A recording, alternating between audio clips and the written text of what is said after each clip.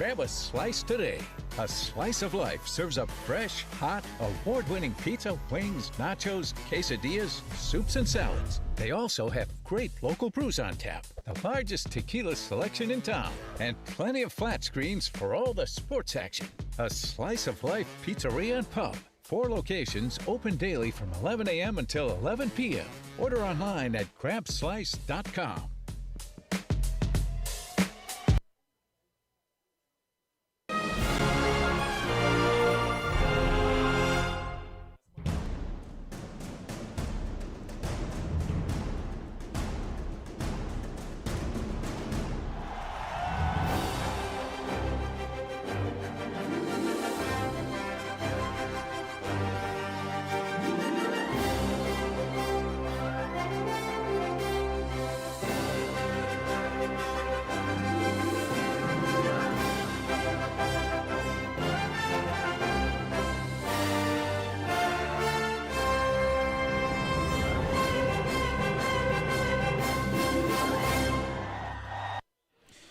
Good evening, everyone, and welcome to Rockingham, North Carolina, and Richmond County High School, Senior High School, as we are ready for another season of Hoggard football. Unfortunately, tonight, Richmond County will not allow us to broadcast a video stream of the game, so we are audio only. And shortly here, I'm going to work on getting something on the screen so that you'll be able to see the scoreboard at least during the course of the game. But we are just going to do the best we can to bring you the action tonight. We are up here high above the stadium on the visitor side, but we're also in the same booth where the coaches are going to be, so we're not exactly sure where we're going to be working from in here until the coaches get up here and get set. But we'll try to do the best we can tonight to describe things to you because you won't be able to see it. And then starting next week, we'll be back where we will have a video broadcast of our games. And as we have the home opener next Friday night from Scott Braswell Stadium. We're a night early. It's Thursday night football this week. There is a 87% chance of thunderstorms tomorrow night here at Richmond, and so they made the decision to move the game up a day to start on Thursday night so that we didn't have to drive this far to potentially not have the opportunity to play and have to return. And so we are short a person tonight. Usually Johnny Adams is here with us on the sideline as our visiting on-the-road sideline reporter, but he's not able to be with us tonight. And so Chris Manning's going to be down there, and then Tony and Jonathan and I are up here along with spotter Jim Everett. And we're going to pause here in just a moment. I believe we're getting ready for the national anthem. So we're going to pause during that.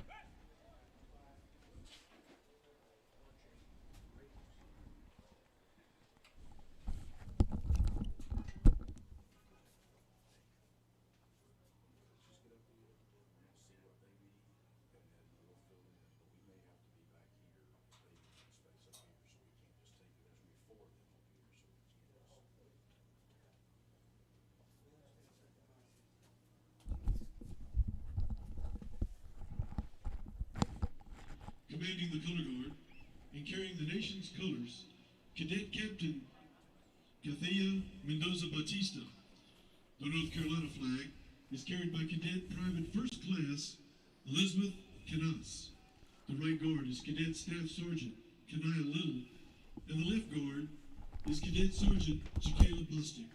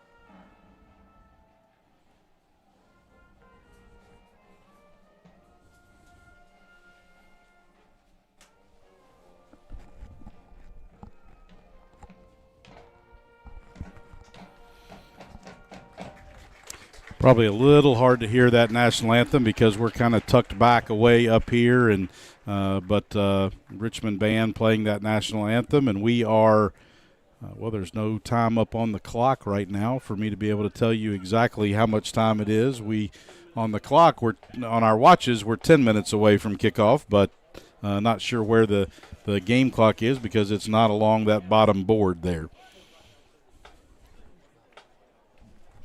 Your volume for what? Right here, number 1. Giving Tony some instruction there on his headset. We were doing as well as we could here to get set up here, and long drive tonight, but we are excited to be here and kicking off another fantastic season of Hoggard football, and we will either provide coverage or let you know how to get coverage of games throughout the course of the year. We're excited about Slice of Life back on board as a sponsor, as we are just under 9 minutes away from kickoff. It looks like that timer is going to go off right at 7:30. Last year, Hoggard and Richmond opened up in Wilmington, and the Vikings won that game as, of course, Hoggard went undefeated during the regular season, falling in the East Regional Final to Millbrook.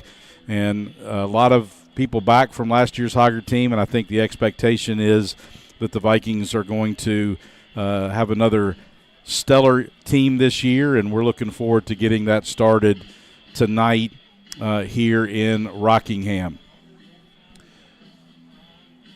Tony, you want to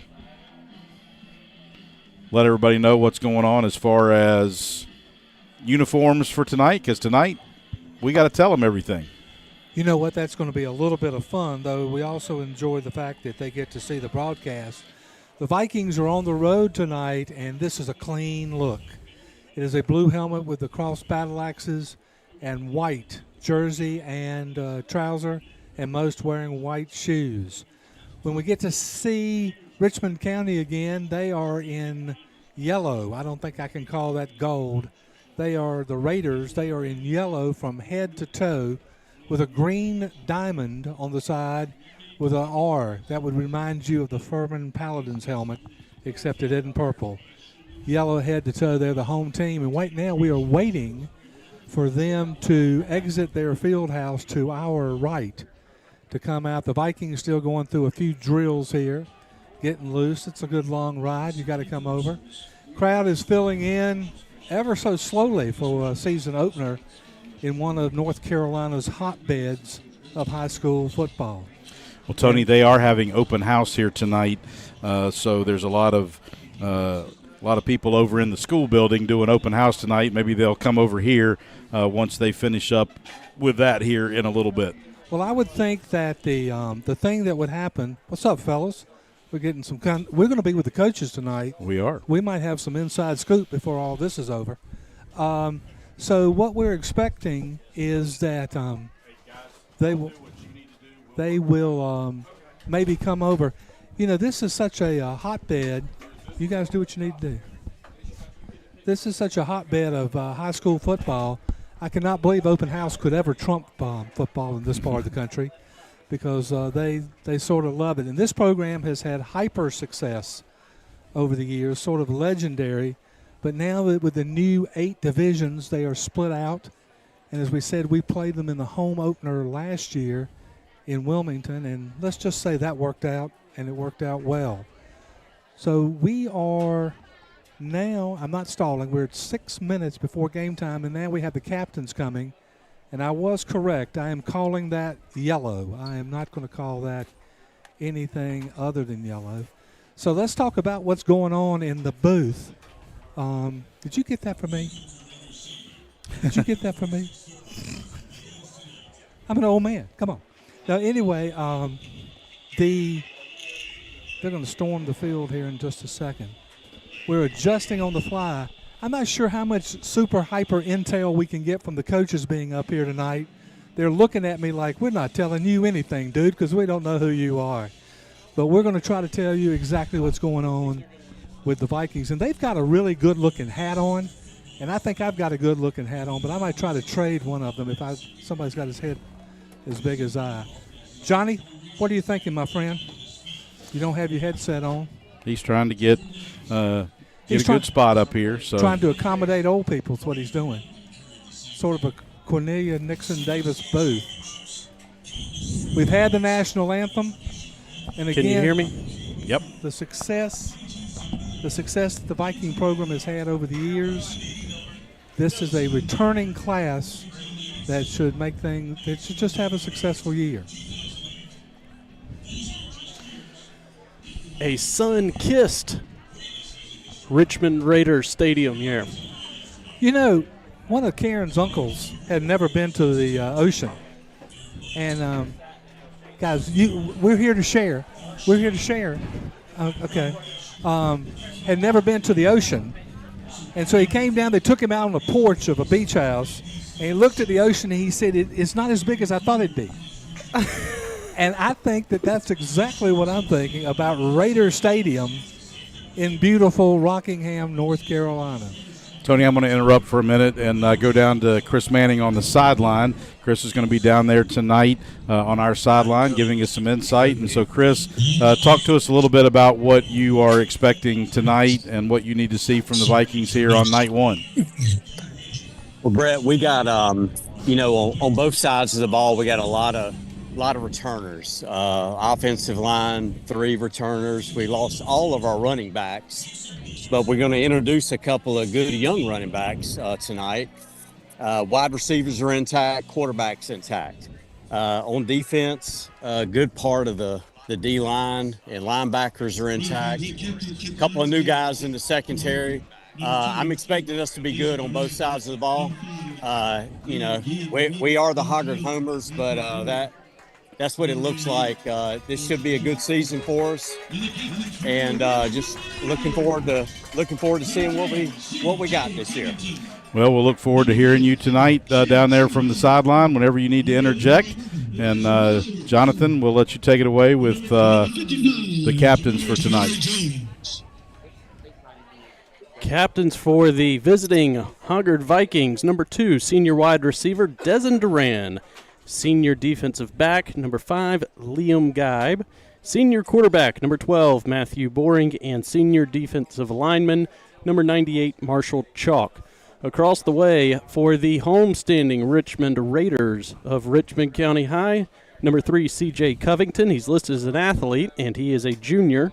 The senior running back, number 4, Chance Crowder. The defensive lineman, number 55, Jamari Jones. And a 4th captain is wearing a uniform. He does not have pads on and has crutches on either side. He's wearing number 3. That's C.J. Covington, so we won't see him in the contest. And the 4th captain is number 11, Elijah Flowers, a senior linebacker. Captains have shaken hands, headed back toward each of their own end zones. Hype video playing on the scoreboard here at Raiders Stadium. You know how Johnny's in mid-season form because they're wearing a yellow with a white number on it. And the fact you read those captains from 40 yards away standing with their side to you. I had to use technology. Took a photo on the phone, zoomed in as far as I could. Hey, man, when I'm bragging on you, stick with me. Horns, cowbells ringing here on the visitor sideline. Hype video of the Richmond Raiders riding on a jet airliner. Here they on are. The scoreboard. Green smoke and a banner is burst. Johnny, they've got one of those new high-tech banners. You can burst it every week. We used to talk about 4 hours to make it, 1 second to destroy it. The stadium is, the best way to describe it is it is artificially built down into a hole. They have added mounds on either side of the sidelines, and then you're looking down on the playing surface with open end zones. Both the left and right end zones are open. The Gurney-Kinley Fieldhouse is to our right. Scoreboard, similar to what Hoggard has with facility-wise, is a Jumbotron outfit that is clad in green and gold to our left. Right behind the stadium is Highway 1.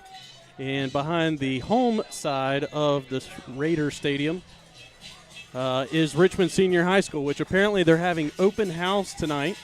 How can open house trump football? It's an impossible concept.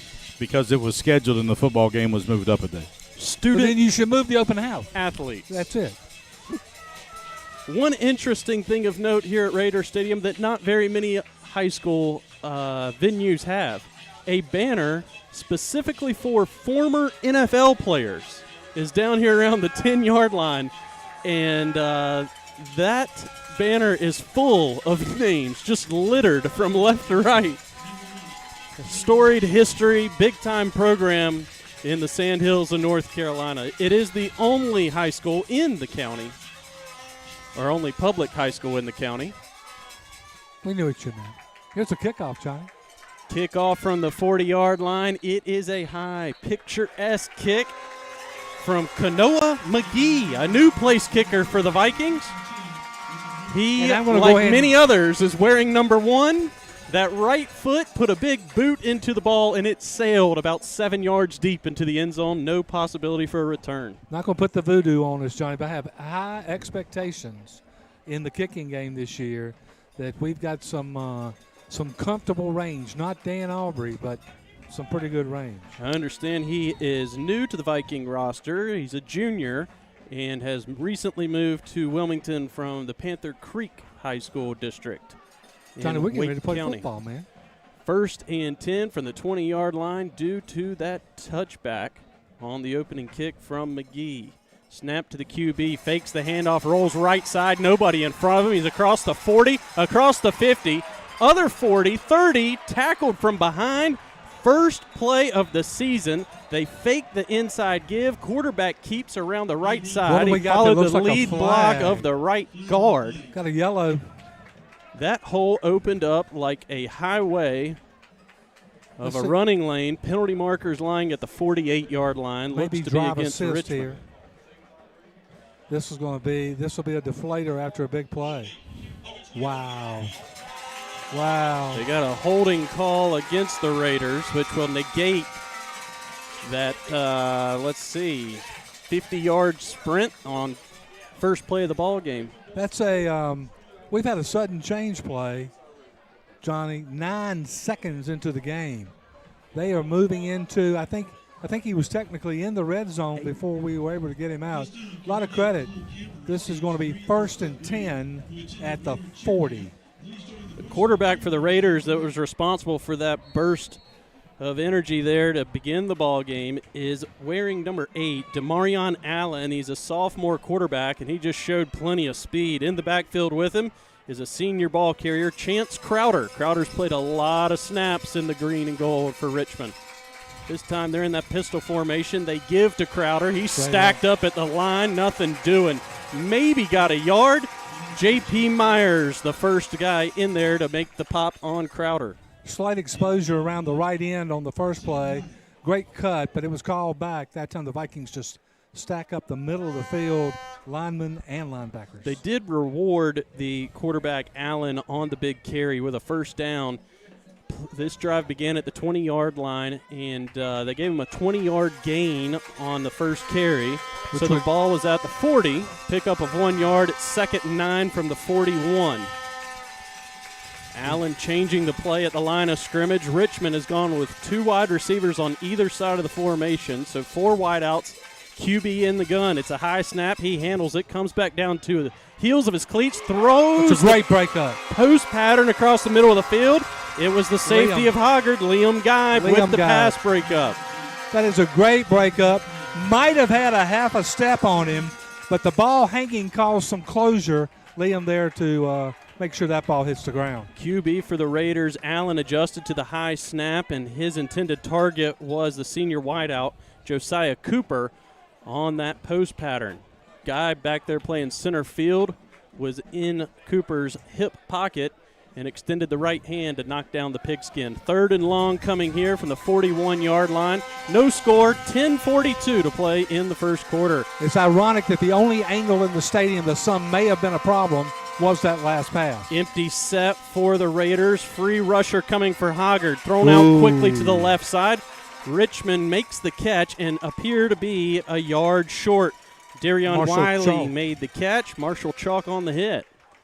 Marshall Chalk is responsible. Johnny, what do the analytics say? 4th and 1 at the 49. Go, baby, go. You know what? Is there a situation where the analytics does not say go? Raiders have I'd to rethink cross this. midfield to get the first down.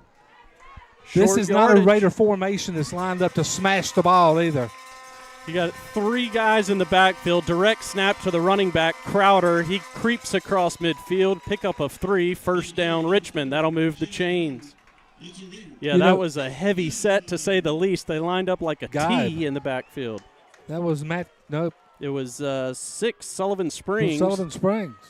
The senior That's a great name. defensive back for Hoggard. Could be a small town in Wake County, Sullivan Springs. They've got a springs or a creek. They love it all. You know, the big thing about that play is how many times have you seen a back break the line and turn that into something big? Vikings sort of secondary rush keeping this thing under control. Yeah, everybody's crowded at the line of scrimmage, and then they bust a big one. Crowder trying to do just that on first down. Hard Initially hit after about a 2-yard pickup, and he kept his legs pumping all the way to the 42-yard line. Gain of 5 there on first down. Tackle made that time by the Hoggard linebacker Preston Toops.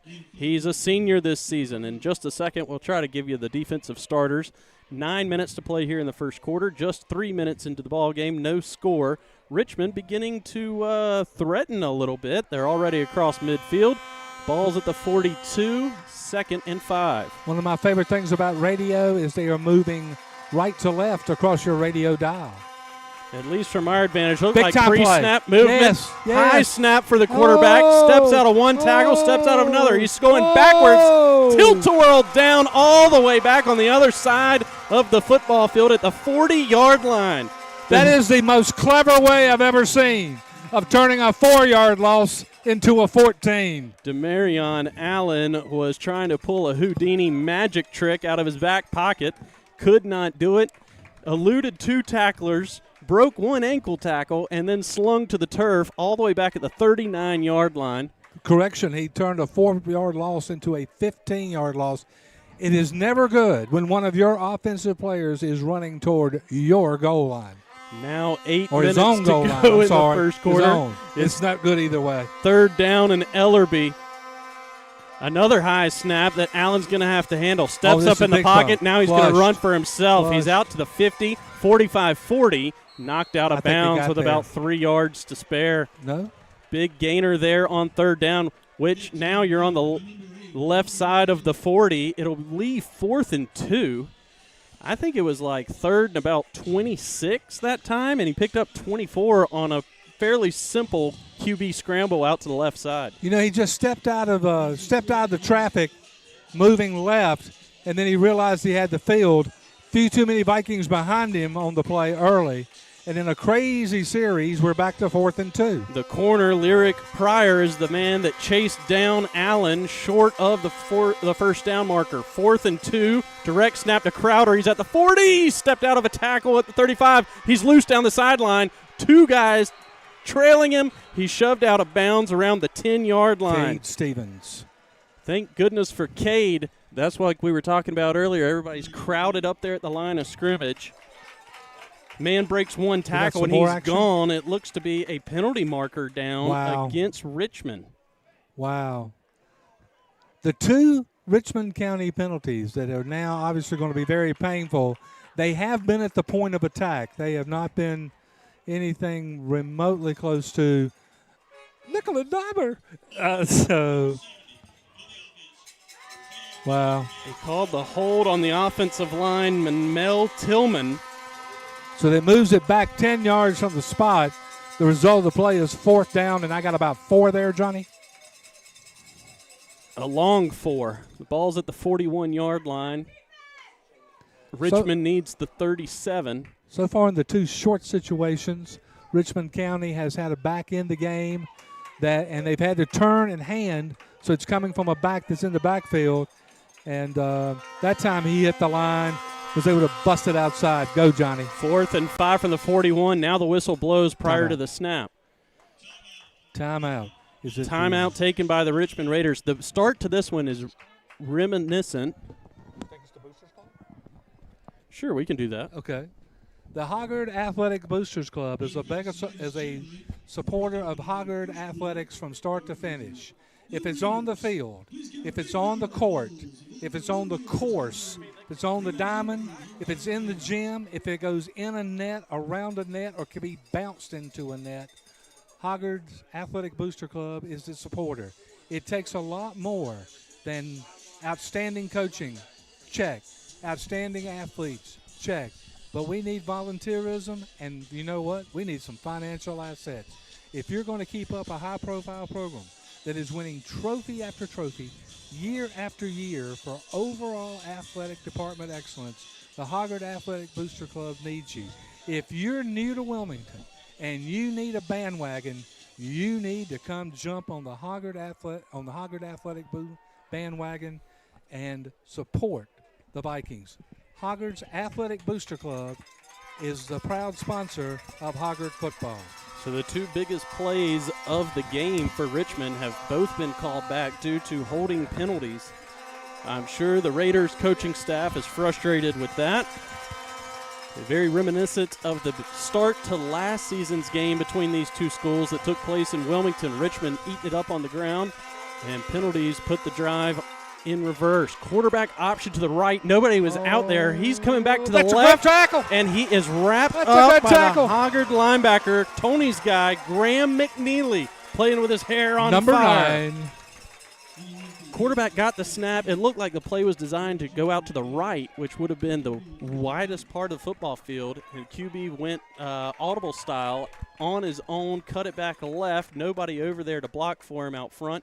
McNeely read it, stayed home, and brought the QB down for the turnover on downs on 4th down. 4 minutes and 4 seconds into the game. Hoggard finally with the football. Quarterback for the Vikings, familiar name, familiar face. It's quarterback number 12, Matthew Boring. Nothing boring about his game. He will start the ball game in the pistol. Fakes the give. There it throws is. There deep, it is. Oh. overshoots the head of his favorite target. Number 2, Desmond Duran on a post pattern. Duran had the defense beat. Boring threw it about maybe 4 feet too far out in front of him. You know what? Sudden change. We talk about our friend Ron Franklin. Took a shot. Sudden change, ran a lightning play, straight down the middle. Straight down the middle. Sun now beginning to set. May not be a factor again in the game. The Richmond County receivers were turning into it on their first drive. Boring changing the play. He once again is in the pistol formation. Snap to Boring. Give to Hoggard, tailback off the right side. That is 23, Judah Gillespie. He goes for a pickup of 2. Climbing off the bottom of the pile is number 1 of Richmond, Ty Covington, the junior athlete. Covington had some big plays last season when these two met up with one another. Players of the game for Richmond was Ty Covington, C.J. Covington, and Chance Crowder were the big-time difference makers for the Raiders.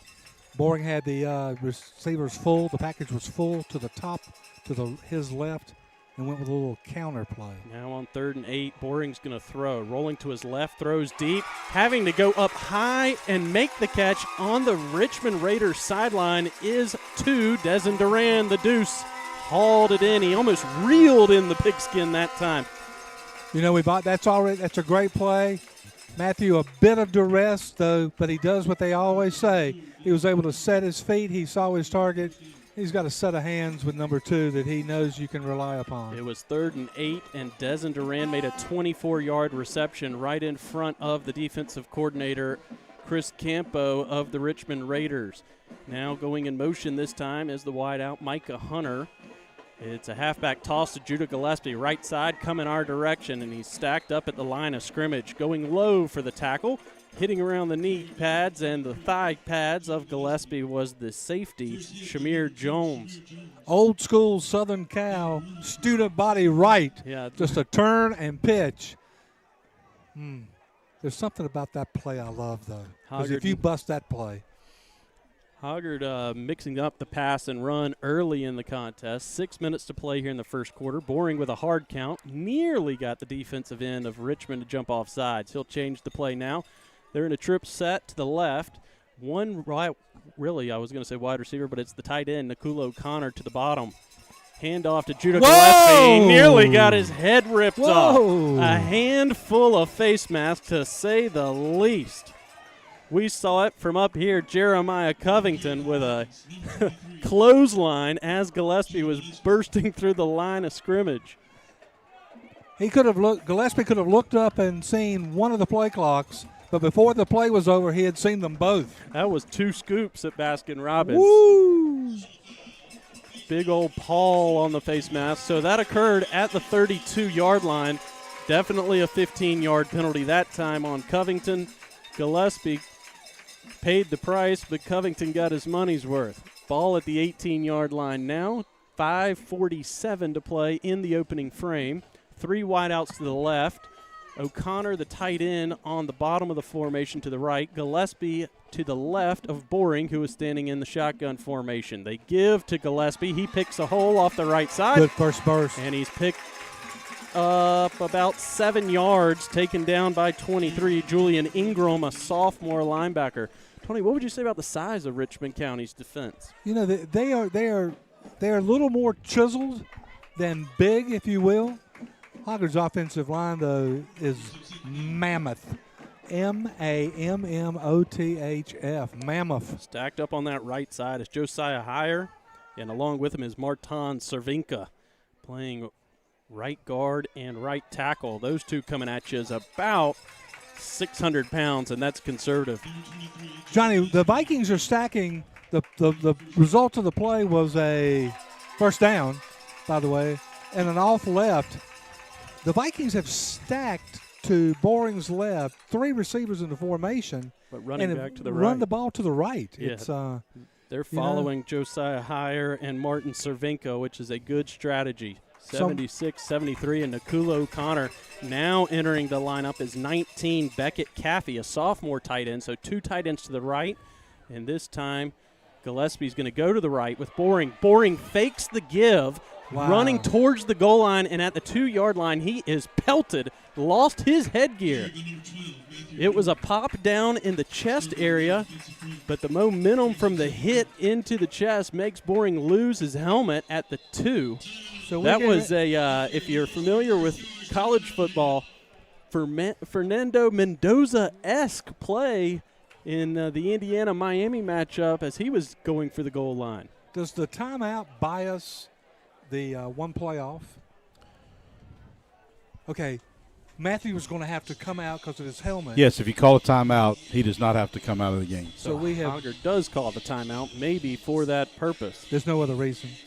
You're rolling down the field. 4:19 to play here in the first quarter. 4:19, no score, but Hoggard is certainly knocking on the door. The ball is resting at the 2-yard line.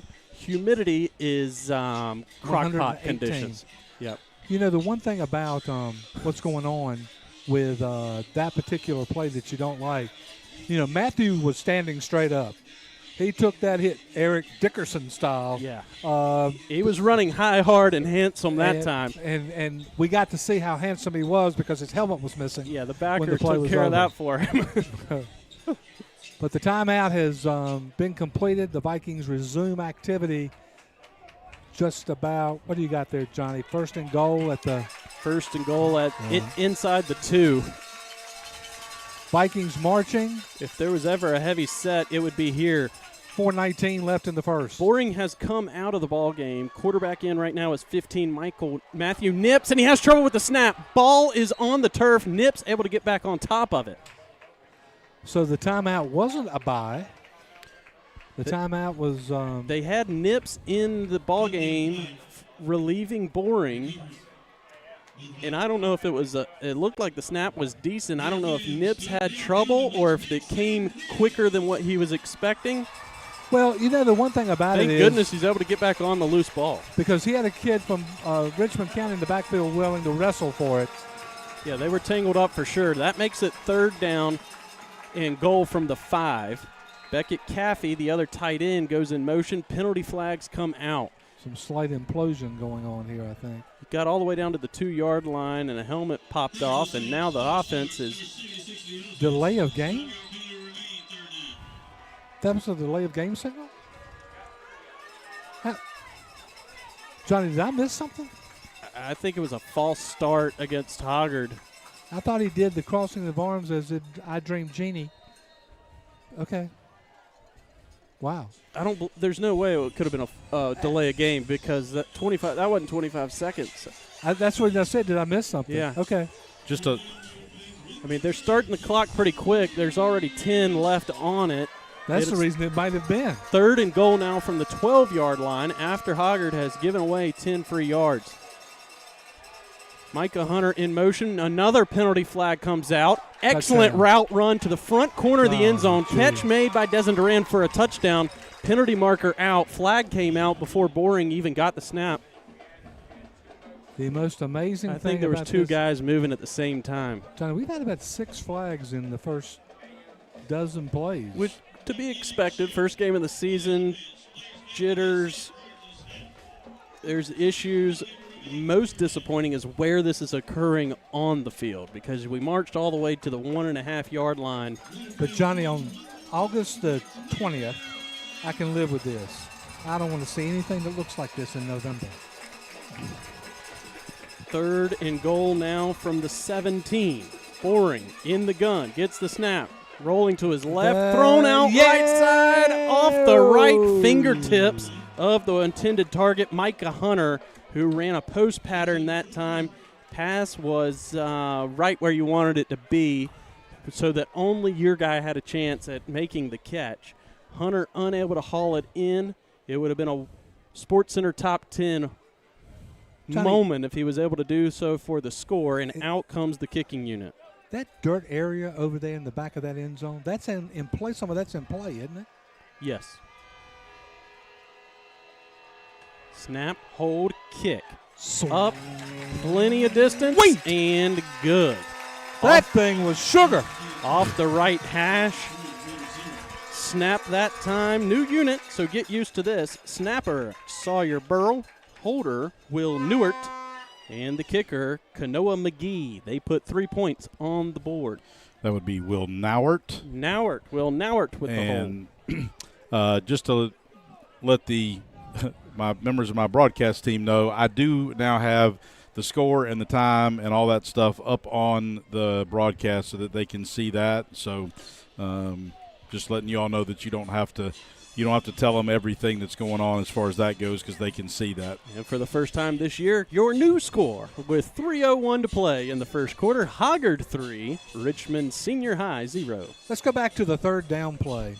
From our perspective, the end zone to our right on the far sideline, there is a part of the end zone that is just simply not grass.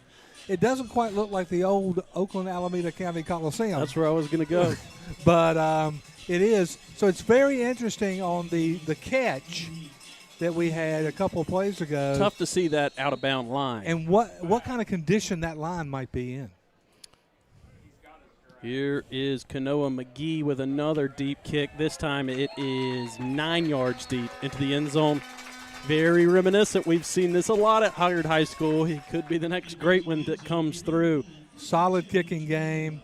You know, there's so many coaches that get it down to not missing your assignments, being able to score or know how you can get 1 or 2 yards when you need it, and just a solid kicking game. And the kicking game seems to be in good hands with our new friend, Mr. McGee. Mr. McGee, that's going to be his name. Well, McGee put it through. I believe it was a 35-yard field goal attempt that was good, and he had at least another 20 yards worth of power behind it. He pulled out a driver and had a soft 7-iron to get there. All new unit. I mean, for years we talked about the snap, the hold, the kick. It was very familiar names, but this year's squad or this year's rotation looks pretty solid. Handoff here on 1st and 10 for the Raiders. Goes to the right side tackle, broken at the 35, across the 40 to the 45-yard line. Goes the running back, Chance Crowder of Richmond. He is low in stature but quick on his feet. He's across the 45 all the way to the 47-yard line, so a pickup of 27 on 1st down. The Raiders have been very effective shotgun handoff and moving out to the right. The guys have been turning it up a little bit. Vikings will tighten that down as we move. Senior linebacker J.P. Myers was able to put the clamps on Crowder, but it came 27 yards later. Give Crowder a break this time. It's the QB Allen running for his life to the left, chased out of bounds by the Hoggard defensive unit. It was Mo Ishmael wearing number 10 and 33 that had a beat on the quarterback, Preston Toops. Johnny, if we're trying to make sure the folks at home we give them the best visual, that kid have a little Kyler Murray in him? Demarion Allen, the sophomore QB. Yes, he's rather thin, got the towel hanging off the back part of his breeches, but extremely elusive. Haven't seen him put it in the air but one time. The one time he did, it required the pass breakup from Geib to force the incompletion, so he was on target. And the other thing is he seems to like to run to his left. He's rolling right, and when he has to break contain, he goes left. Play clock at 1 when he called for the snap that time. Here's a pass. It's a quick slant across the middle of the field, hauled in by Cam Everett, no relation to me. He's a sophomore living here in the Rockingham area. Hit put on him from Cade Stevens. It results in a first down for Richmond. They're inside the 30 at the 29. So now we've got a reoccurring theory going on, or reoccurring set of events. Richmond moves, arrows set them back. Vikings go to the doorstep of the goal line, arrows set them back. Vikes up 3 as the first quarter gets old. Trend I've noticed is a young roster here for the Raiders. Lots of guys are sophomores that are making plays early offensively for the Raiders. Raiders decked out in all yellow, got a 1984 Oregon Duck look to them. Inside give this time. New ball carrier is number 1, Ty Covington, listed as an athlete, so he'll do a little bit of it all. He's played some defensive back, wide out, and now running back. Marshall Chalk put the hit on him there on first down. Pickup of 4, maybe a long 3. 1:10 to play here in the first quarter. Hoggard up 3-0. It's been a long first quarter. You know, we probably had 7 penalties. That'll create it. We have people going for fourth down. A lot of people going out of bounds.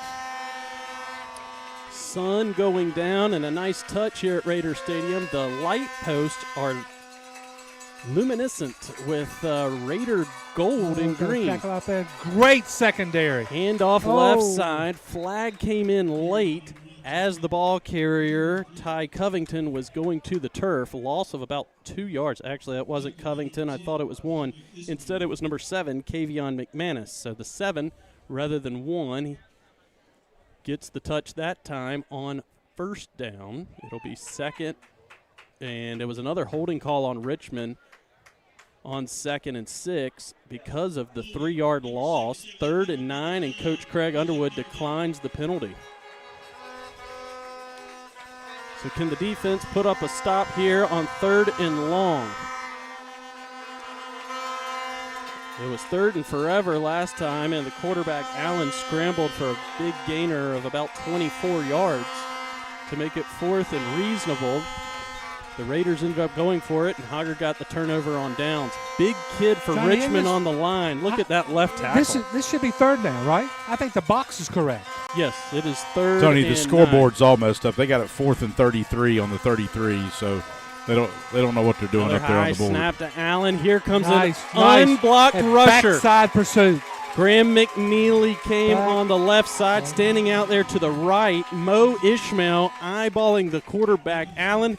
He tucked the football, tried to come back to the left side, and on that backside pursuit, like Tony described, was Graham McNeely for the sack. Loss of 2. It'll be 4th and 11 into the first quarter. After 1, Hoggard up 3-0 over the Raiders. The Record Bar on Oleander Drive is a proud sponsor of Hoggard High School football. We've got vinyl. We've got vinyl that's new. We got vinyl that's used. We've got swag, turntables. We even have some CDs, DVDs, and I think there's a cassette or 2 in the house. Come see anything. Come help yourself to shopping as you build your collection. The folks, the knowledgeable staff of the Record Bar, we love to talk about music. We love to talk about trends, the new stuff that's in the house for the most part. The Record Bar is an old name with a new spin and a proud sponsor of Hoggard High School football. Where are you, Chris Manning?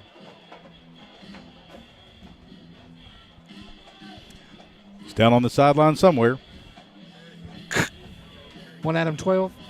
Chris.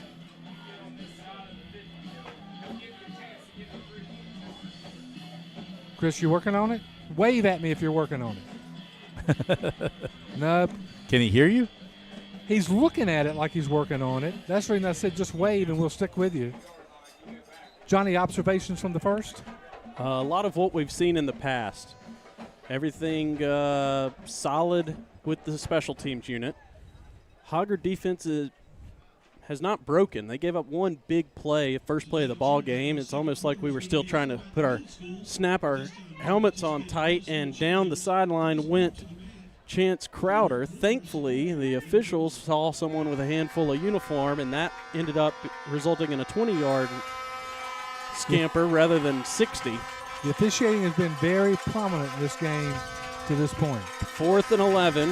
Allen, the quarterback, in the gun. Fakes the handoff, wants to throw left side. Ball's batted, caught off of the deflection by the Richmond wide receiver, and then gang tackled at the 40-yard line. Loss of 8, maybe 9. They're going to give him forward progress, but no. You know, that time the Vikings, first of all, the kid from Richmond County feels it almost to their detriment, and then the Vikings just swarming. Mo Ishmael coming on the blitz off the left edge. He batted the football. It went up in the air and was caught by the wideout after the deflection, and then he got planted by 2 Hoggard defenders. The corner 17, Lyric Pryor, senior defensive back, credited with the tackle and a 9-yard loss. So second time that the Raiders have had a turnover on 4th down. Hoggard defense holds in their own side of the football field, and now it's 1st and 10 from the 35. Boring back out. Helmet hopefully strapped up tight. Nice. Finds Des Duran at the 40. Duran puts a move on one defender. He's across the 50 to the 49-yard line.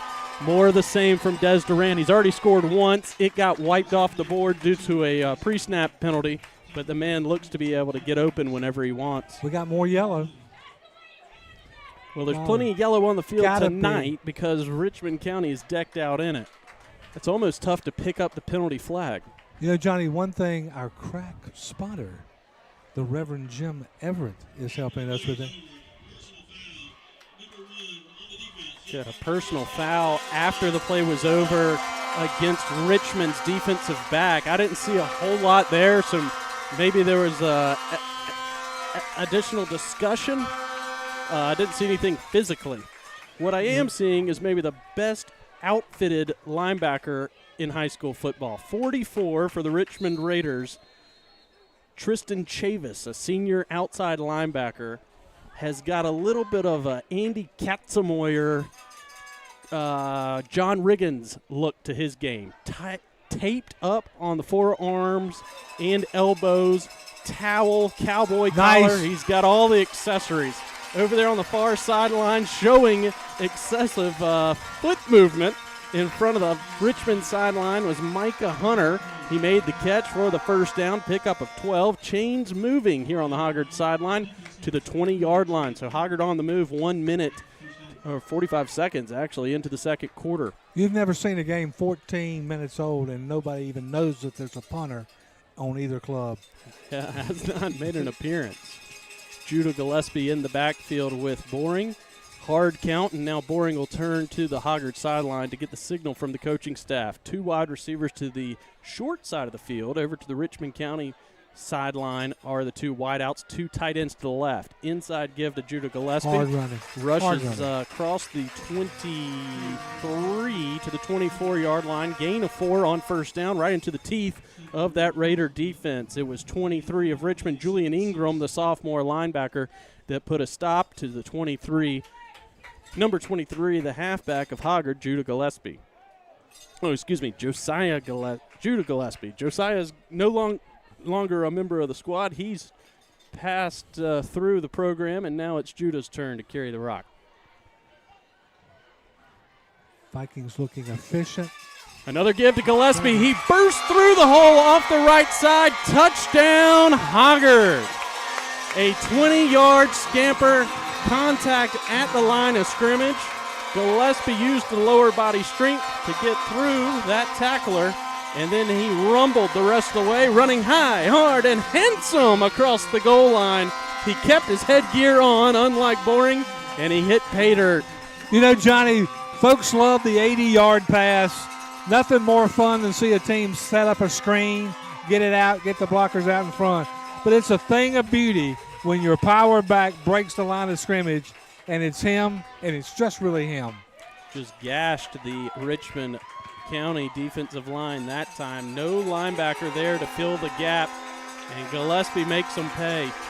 Kick is up and good from the new-faced kicker, the fresh-faced kicker, Kanoa McGee. Your new score with 10:07 to play in the second quarter. Hoggard 10, Richmond Senior High 0. And we mentioned the size of the Hoggard offensive line. They ran off that right side again, right behind Josiah Heyer and Martin Cervinka. You know, the offensive line that time, it was a little bit of the Red Sea effect. That thing, he breaks a couple of tackles. They set up some good trap blocks. And, again, we can't say it enough. The only thing that could have stopped him on that play was maybe the play clock, because he was running straight toward it, goal post running. Has to feel good. First varsity touchdown, first touchdown of the season for the sophomore tailback, Judah Gillespie. Johnny, tell us about that football. It's teed up high and tight in the middle of the field at the 40-yard line, sitting on a green tee this evening. Hadn't seen that a ton. Camouflage. The devil's in the details. Do we have the only thing left to get is to get a dog to go get it. I like the colors here. They were green, and now they've changed to a neon pink or orange, resembling a sunset. That kick went out of bounds from McGee at the 2-yard line. So the best starting field position of the night for the Raiders upcoming here. They'll begin at the 35-yard line, I believe, because of the penalty. Chris, where are you, my man? Talk to me. Late arriving crowd here at Richmond Senior due to the open house ceremonies at the actual high school next door. But they've filled in nicely over there on the home sideline. Folks standing up along the hills. No, Chris. Along with bleachers being, I'd say bleachers are about 85%, maybe 90% full, and people milling around up top. Sun has gone down. We got half the moon peeking out. We're nestled in here among pine trees in the sandhills of North Carolina. We're nestled in here among a lot of folks. And I tell you what, there's no airflow up here. I went outside a little while ago, and it's a lot nicer out where the breeze is blowing. It's a sauna. I've been trying to figure out why to keep asking that guy questions, because when you open that door, it's pretty good, too. First and 10, Richmond from the 35. Quarterback Demarion Allen hands off to Chance Crowder. Crowder's going to wish he didn't get the pigskin that time. 2 Vikings there to greet him. First man was Marshall Chalk, the senior defensive lineman. But that's the way it's supposed to be for the road team. We got 9 folks in a contained space outdoors. Everybody's sweating it up. The home team is beside us in an air-conditioned, what looks like meat locker, sitting in 3 very comfortable seats. Oh, we've got, the fog on the windows. Dude, due to the temperature it's the only way change. I can see from the 20-yard line in is to get rid of it. Second and 11, handoff to Crowder on a big-time sweep. He's going to try to outrun the corner of Hoggard. He picked up about 6 or 7 yards. Lyric Pryor, the senior corner, able to wrestle down Crowder out there in open space. This is one of the first times I think I'm gonna, when I get home, I'm gonna weigh, because I'm burning it right this minute. It is. It's a stale. sauna, and we've put at least 3 logs on the fire. Woo. Balmy. Welcome to the 2026 Hoggard Viking football season. 3rd and a long 3 from the 42-yard line. Allen gives to Crowder. Crowder That's lost close. his footing. It's close. Looks to be No, it's not even close. 2 yards short. So he gained 1, maybe 2, but it will leave meat on the bone with 4th down upcoming here at the 43-yard line. Richmond needs the 45. I think if he hit the hole a little bit harder, or Here we go, kept his feet, Johnny. he'd have had it. Crowder tackled himself that time. We'll give the credit to Sharon Clay, who was stuffing that potential hole to run through. How many men do they have on the field? 3, 6. Okay. 8 minutes to play. Quarterback in the gun, steps Quick back. He's kick. going to quick kick. He got it off J.P. Myers, applying pressure. Nobody back deep to return, and the ball will roll dead, much like the atmosphere and the potential of a win. It's crazy. You look out to the American flag, and it looks tired. It looks tired and worn out. You know what? Just That is take me down for the night. That is a very, very distinct angle of the wind right there. I mean, we've got no breeze whatsoever. It is not. It's just there. Hoggard, You're right. I've never heard anybody say that. It looks like it's like take me down and put me. I'm done for the evening. Put me to bed. Done my work. So Hoggard holds once again. This time, not a turnover on downs. First appearance of the punter, but not really. It was the quarterback, Demarion Allen, that kicked the pigskin away. Hoggard will begin this drive at the 28-yard line. Worst starting field position for the Vikings. New running back, the ball carrier this time is 22, the double deuce, Jason Arciola, senior back. Jonathan, it's very interesting. Hard, dived up in there, taken down by Cam Cooley, the sophomore linebacker. This temperature and ball possession, you can almost feel that maybe the Viking offense now has got a little opportunity to work on some worn downness. Offensive line for Hoggard is like bulldozers. They're definitely leaning on the D-line of Richmond at this point. 3 wide receivers, Boring back there with Arciola in the backfield. Turn it. Thrown out right side. Arciola makes a nice adjustment. Pass was thrown a touch behind him. Arciola out in the flat, turned his shoulders all the way around, able to haul in the football, and then scampered for a nice pickup along the Hoggard sideline I thought he had the first down. Little bit of home cooking. They're going to mark him about a foot short. Oh, can I get some of that, Stu? Oh, my gosh. It's third down. Vikings set up a slow developing, and I believe by design, a slow developing screen pass to the left. Little dump out to Osceola. He turns up, not the Florida State mascot.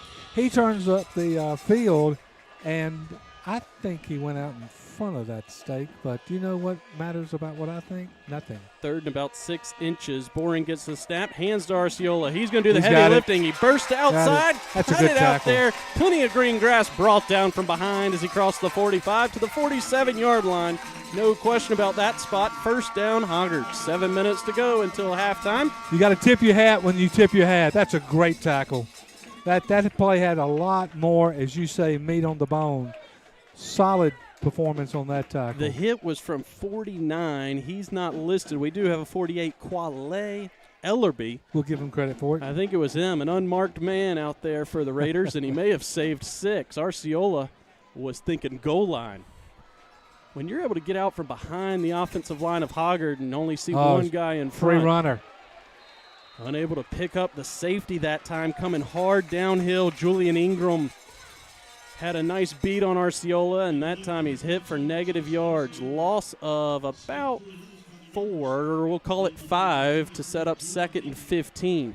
Ingram was caught in the traffic and then sort of split, and he became the equivalent of a free runner to a running back trying to turn a corner. I'm just enamored with the look that the outside linebacker Tristan Chavis has got going on for Richmond.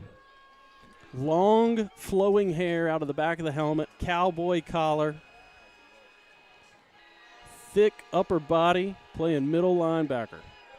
Here's the give to Arciola, 22, and he gets to greet that linebacker, Tristan Chavis.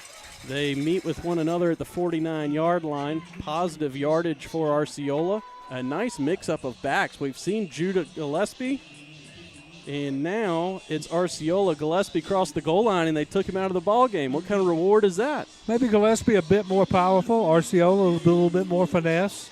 I like it. 2 different looks. I think we're starting to get some wear down factor here.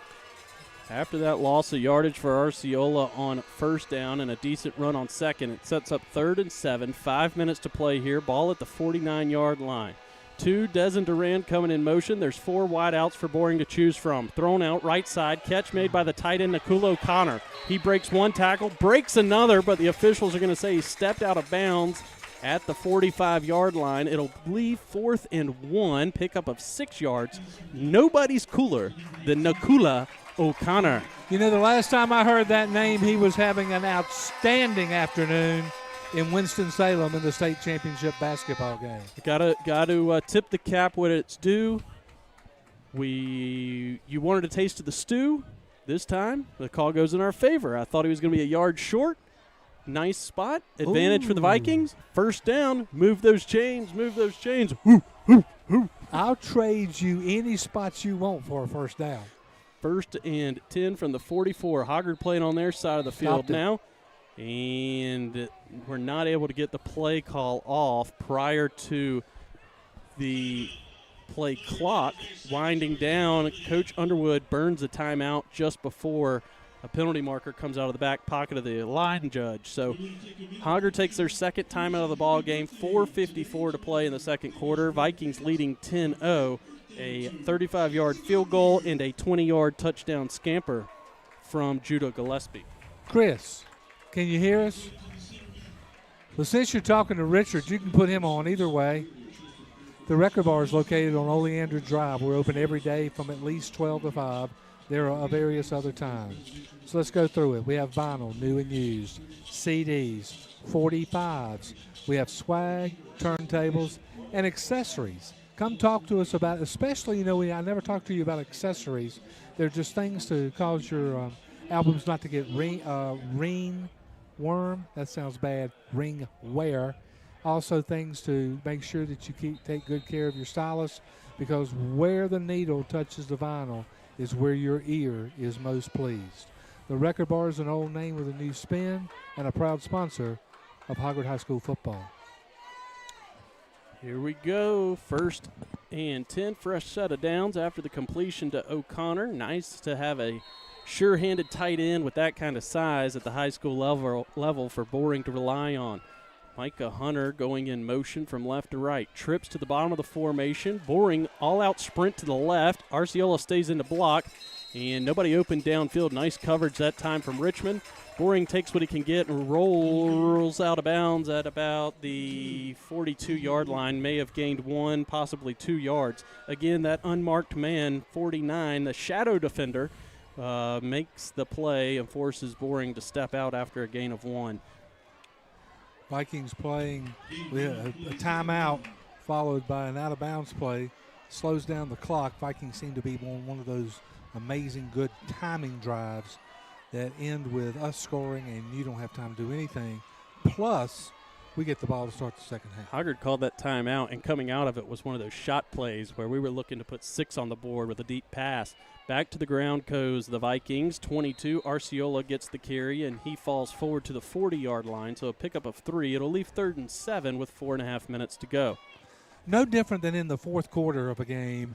When you're in the waning moments of the second quarter, you've got that still same sort of, they look a little bit tired. They've been out there a while. Do not doubt the fact it is still very warm here. The crowd is filled in nicely, and the light poles change colors. Oh, yeah. Now we've got blue and gold. We've seen green, pink, orange, and blue and gold. A beautiful accent. Nice touch. Boring nearly loses his footing in the backfield, airs it out, throws deep. Des Duran, double coverage, had to wait on the football, and he hauled it in. Catch made at the 1-yard line. Wait a second, hold the phone. Official has his hand out for the Hoggard sideline. Penalty marker lying back at midfield. And it looks to be a hold against the Hoggard offensive line. So that's a second great catch by Duran. One would have been a touchdown. That one, a 40-yard completion. If we could flash stats onto the screen, we'd need 3 columns. Hoggard, Richmond, Stripes. I mean, penalty yardage is stacking up. It's definitely in triple digits now that both and teams time of possession by the official have been negated. Wow. I want to mention something about that play after you get through with your call here. Boring tripped up when he was trying to set. He got the snap, takes that 3-step drop, lost his footing, regathered himself, and then launched the ball about 50 yards in the air. Des Duran had beaten 2 defenders. Put the biscuit in the basket. 3rd and 15 because of the penalty. Hoggard caught a similar play call. This time Boring steps up in the pocket, going to keep for himself and run.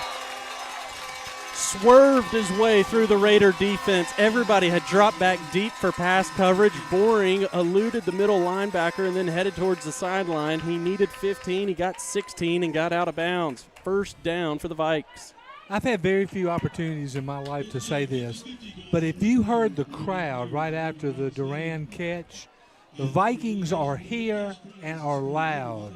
You know, what's a good example? Yankees on the road, Cowboys on the road. Faithful, devoted fan base that is willing to travel. And loud tonight, feisty. I feel like if we'd have played on the surface of the moon, we'd have had Hoggard Vikings in attendance. Nice. Boring scrambles this time, throws high up top to Nakula O'Connor. Nobody able to reach it up there in the atmosphere. Pickup of 9. O'Connor caught her about the 30 and turned and took 2 steps. He picked up another 4 yards because of it. Clock rolling, creeping into the 3-minute mark before the half. Vikings threatening 2nd and 1. Ball is at the 24-yard line. Richmond Raider defense has to be tired. The humidity we've talked about, and most of these guys are young. A lot of the names I've called out are listed as sophomores, so if Coach Brad Denson can manage the transfer portal successfully, he's going to have a squad in the next 2 years. Thrown out to the right this time. Micah Hunter tap dancing with a blocker in front of him. He's going to pick up the 1 yard he needed. He got 6. Inside the 15 to the 14-yard line goes number 3. It'll move the chains, and Boring will have a fresh set of downs to work with. And the Vikings can pick up a first down without scoring a touchdown. What's the clock doing? Tick-tock goes the clock. That's you, buddy. High and tight.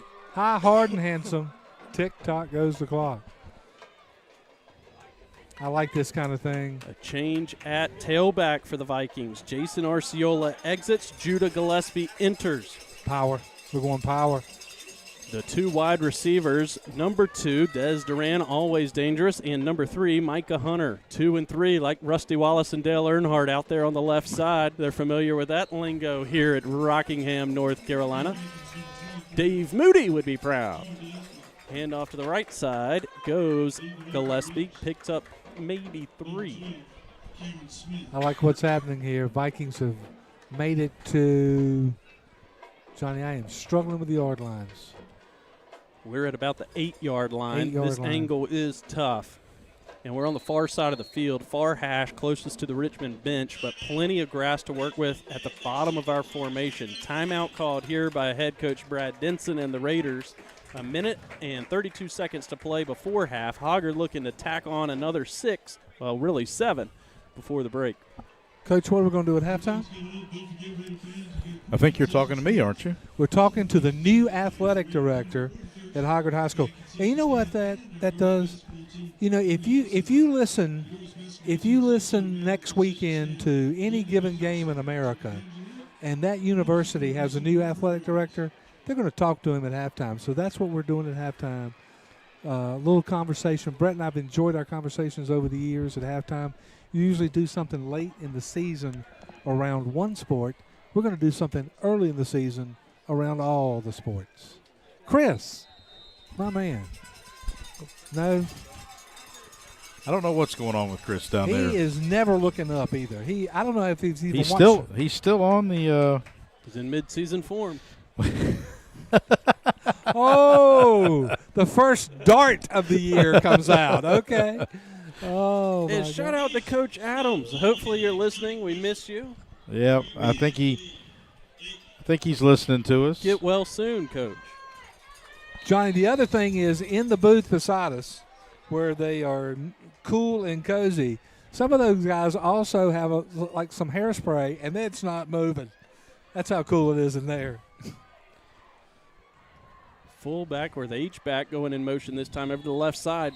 Issues with the snap. Beckett Caffey serving as that H-back. Ball hit the turf. 2 penalty markers out. All sorts of confusion here on 2nd and 5.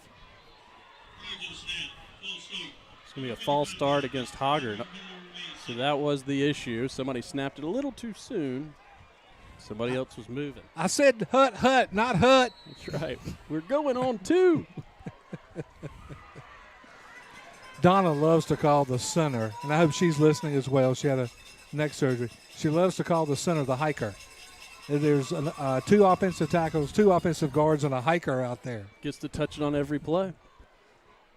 Commanding that offensive line. Boring steps up in the pocket, throwing deep. Handful of uniform from the Raider defense. No penalty marker that time. Hoggard looking for it. It doesn't come out, and it'll bring up 3rd down. That pass may have been a little too tall for Duran anyway to make a play, and there's 2 sand pits, or in this part of the world, we'll call it a sand trap over there on the left side of Johnny, the end zone. Isn't that the long jump pit? Yes. Okay. They just didn't put a sand trap. It was a drag strip into a sand trap down here. I don't know what's going on, Booger. Oh, God.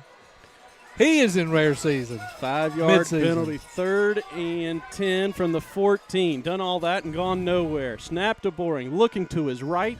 Going to throw Good it touch. out to the back corner of the Touchdown. end zone. Hauled in. Guess who? Number 2. Des Duran. This time it counts.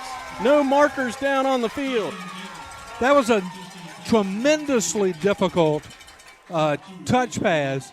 Boring and Duran on the same plane, if you will, at about the numbers. Matt was at the numbers, and Desmond was in the same place. Both of those kids are super athletic, but that score really resulted in just familiarity, knowing one another. Vibe. Hey, he turned to the quarterback and saw him on the move and was found open spot in the back right corner just in front of the pylon of the end zone for the first passing touchdown, first reception for Duran on the season, first passing touchdown for Boring. The kick is up and good for the PAT from McGee.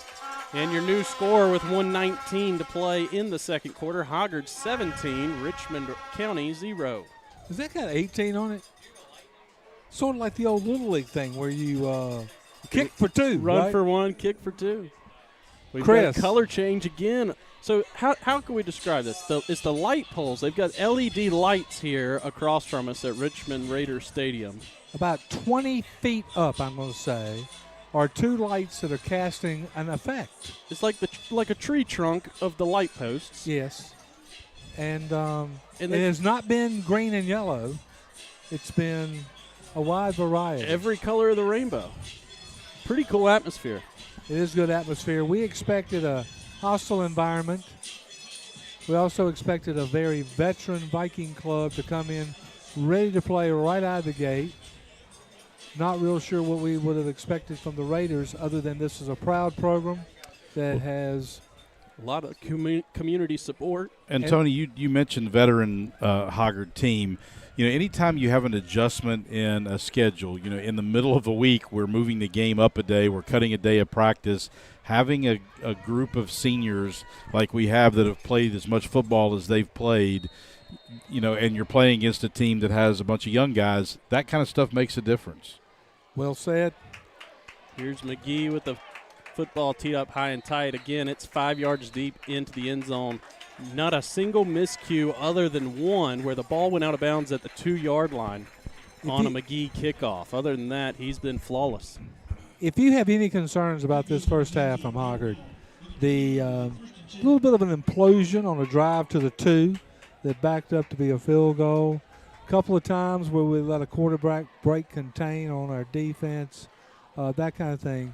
You know, those are things that we'll work on. Do not be concerned about our kicking game. No. That young man stays healthy. We got one phase of this thing under more than control. If I had to break down the first half, I would say that the experience versus inexperience, the sophomore, a high school senior's body versus a high school sophomore's body and 2 extra years of being in the weight room has really been evident so far early in this contest. Nice pitch and catch that time. The quarterback of Richmond County, Demarion Allen, scrambled out to the right, and while he was running out to the right side, lofted a on-target pass that was caught by Cam Everett. Big gain that time for the Raiders. They're close to midfield. It results in a first down, pickup of 22, and the ball's at the 47.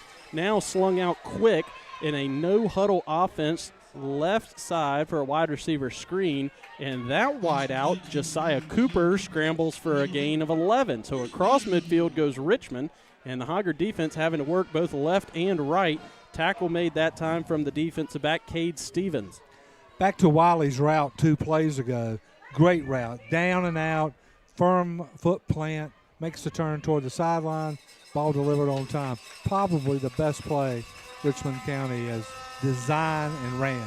They've had some good broken plays. The quarterback, the sophomore, the 2 wideouts on the last 2 catches, the sophomore. Quarterback running now out of bounds, and he's a good thing he stepped out because Preston Toops had a beat on him. He was coming with bad intentions as the sideline crept up on Allen. His black Nike hit the white stripe. What did he have in his heart? Aggression. There it is. Toops could have had a knockout blow that time on Allen. Instead, it's a nice pickup for the sophomore QB. Gain of 5. Ball's resting at the 39. We're inside a minute. Fake the give to Crowder.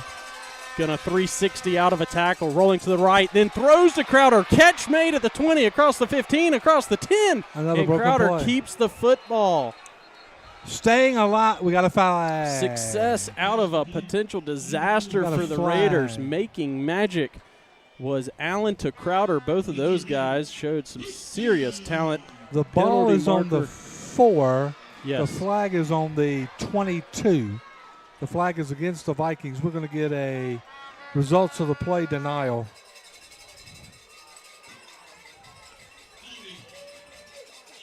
It's a Very defensive holding. un-Viking-like to allow this march. Well, that was just a heck of a play. Quarterback Broken play. spun out of that, and it's a free-for-all. Could have been a sack, and instead of a 5 or 6 yard loss, it's about a 34-yard gain on that play on the pass from Allen to Crowder. They're inside the 5-yard line. 1st and goal from the 4. Broken play of that nature means you had good pressure, allowed the quarterback to contain, and then now all of a sudden your defensive backs are up against man-to-man down the field.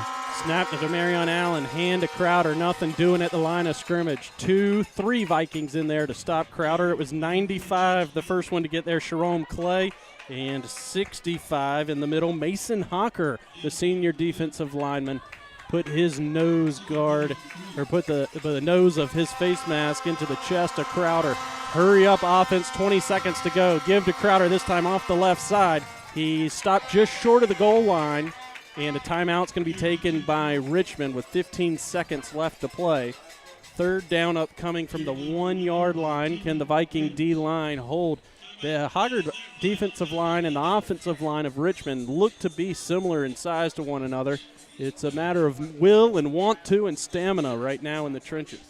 Interesting how they've had some success trying to run around the end maybe, and some success is a little bit of just a little short pitch kind of action.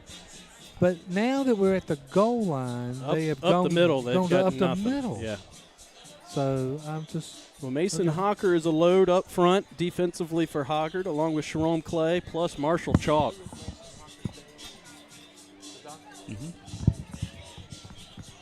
Related to the Dr. Sean Hocker? yes, the man responsible for the status of my right hip. How's it feeling? Good, man. That thing feels good. There was one night I went to Charlottesville, and somehow I think I sat on those bleachers up there in the cold to the point that it actually was cold. Oh, my. So that's a deep cold, man. It's a deep cold. It had penetrated my entire cushion. Well, the Vikings currently have a little bit of cushion on the scoreboard. 17 for Hoggard, 0 for Richmond. Richmond's as close as you can get the pigskin without getting rewarded with it for points. Crowder's lined up with 2 beasts to either side of him along the shoulder pads. Direct snap to the QB Crowder. Going to try to make one jump cut. Touchdown. And he does it across the goal line. Woo! Touchdown from Crowder. I thought the power went out. Instead, the lights have gone away. Man. The Richmond Raider has fired some sort of ammunition over here in the end zone. There's a plume of smoke.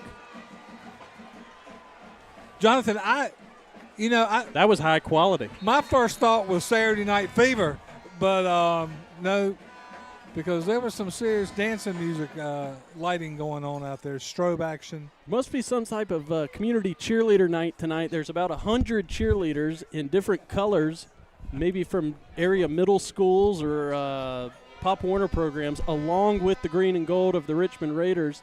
And somebody is toting a giant flag over there on the sideline of Richmond. PAT up and good. 19 of Richmond. Jacob Stogner Chris. puts it through. Your new score with 11 seconds to play before the half. Chris. Tony, he Hoggard can't. 17, Okay. Richmond Can't hear 7. us. He can't hear through the machine or like everywhere he goes every day. Through the machine. Okay. Crowder did the heavy lifting on that drive. Richmond went in that no-huddle offense, zipped it out, couple of nice passes to the right side, and threw a screen to the left. So Hoggard was having to defend all 52 yards of the width of the field. And then Crowder just found himself open on a busted play to be able to get inside the 4-yard line, and he did the rest from there. You know, it's the first time. I'm trying to remember when's the last time I felt like we had witnessed some 2-minute offense being that effective. It had one scramble play, but they were running up the middle at the end. But the Vikings get the ball to start the second half, and of course there is always 11 seconds left. Well, when they had to have it, Richmond went with experience. They just lined Crowder up in the backfield and two big beasts to either side, his left and his right. Direct snap to the quarterback, and then he chooses that hole. He didn't poke his way through. He took about 3 hard steps, a jump cut at the goal, and reached the nose of the football across the goal line. Number 36, Nate Irvin. All right, Johnny, I'm not expecting lightning in a bottle. But we're waiting on the football. The PAT went up and through the uprights. They've got a couple of ball boys down there on the sideline helping out, and I guess they were lollygagging back there around the track in front of the field house in Richmond County. And Coach Denson was giving the ball boy an earful, saying, "Hustle up, little fella. We're waiting on you." That's the kind of son, stuff. how did your first night as a ball boy go? Oh, I had a bad couple of seconds right before halftime. He was probably gathering things up to head in. He had Skittles on his mind. Richmond has got the football teed up high and tight at the 40. A step and a kick. It sails to the 15, caught on a hop by Hoggard, and up to the 30-yard line before he hits the turf. Return man that time for the Vikings, number 81, Cameron Nunn, the senior wide receiver. I'm expecting altar style here, Johnny. He looked comfortable with the ball in his hands. Maybe he gets an opportunity in the second half. No need to get cute. The goal this morning wasn't cute. It was high and handsome. Looking for the coaches are getting ready to check out on 7 us. seconds left before the half. Hoggard leading 17-7.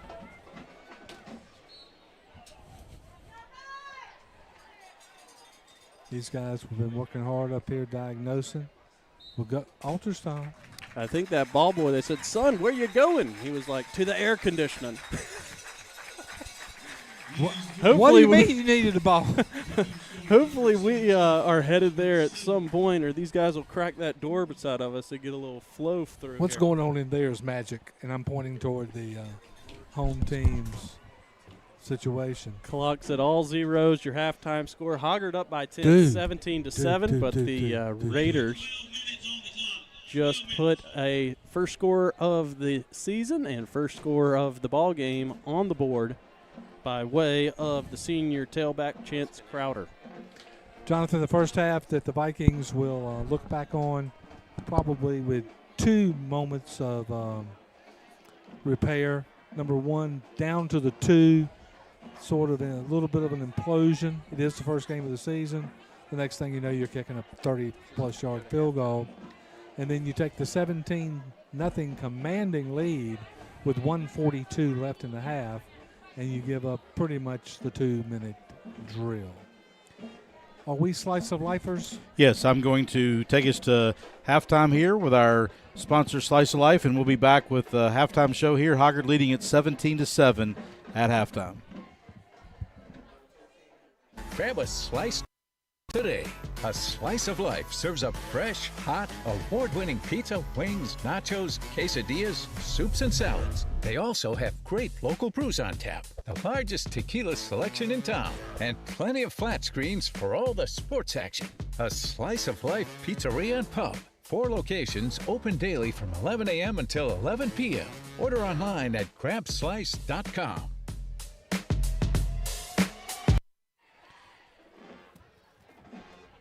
Back here in Rockingham, where Hoggard leads it 17-7 at the half. And just real quickly for some stats here at halftime, Hoggard's Matthew Boring, 7 for 10 for 60 yards and a touchdown. His leading receiver is Desmond Duran. He's got 2 catches for 37 yards and a touchdown. On the ground, Judah Gillespie, 8 carries for 56 yards. And Richmond with a total of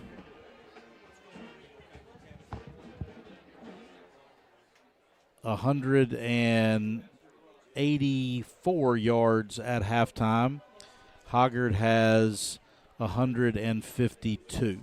So fairly even. You know, Richmond actually has a few more yards at halftime than the Vikings do, but Hoggard leads on the scoreboard 17-7. Tony, are you ready?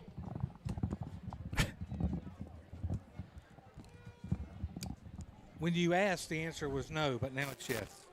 I'm sitting up here coveting my neighbor's possessions, the air conditioner. Yes, those guys won't do it.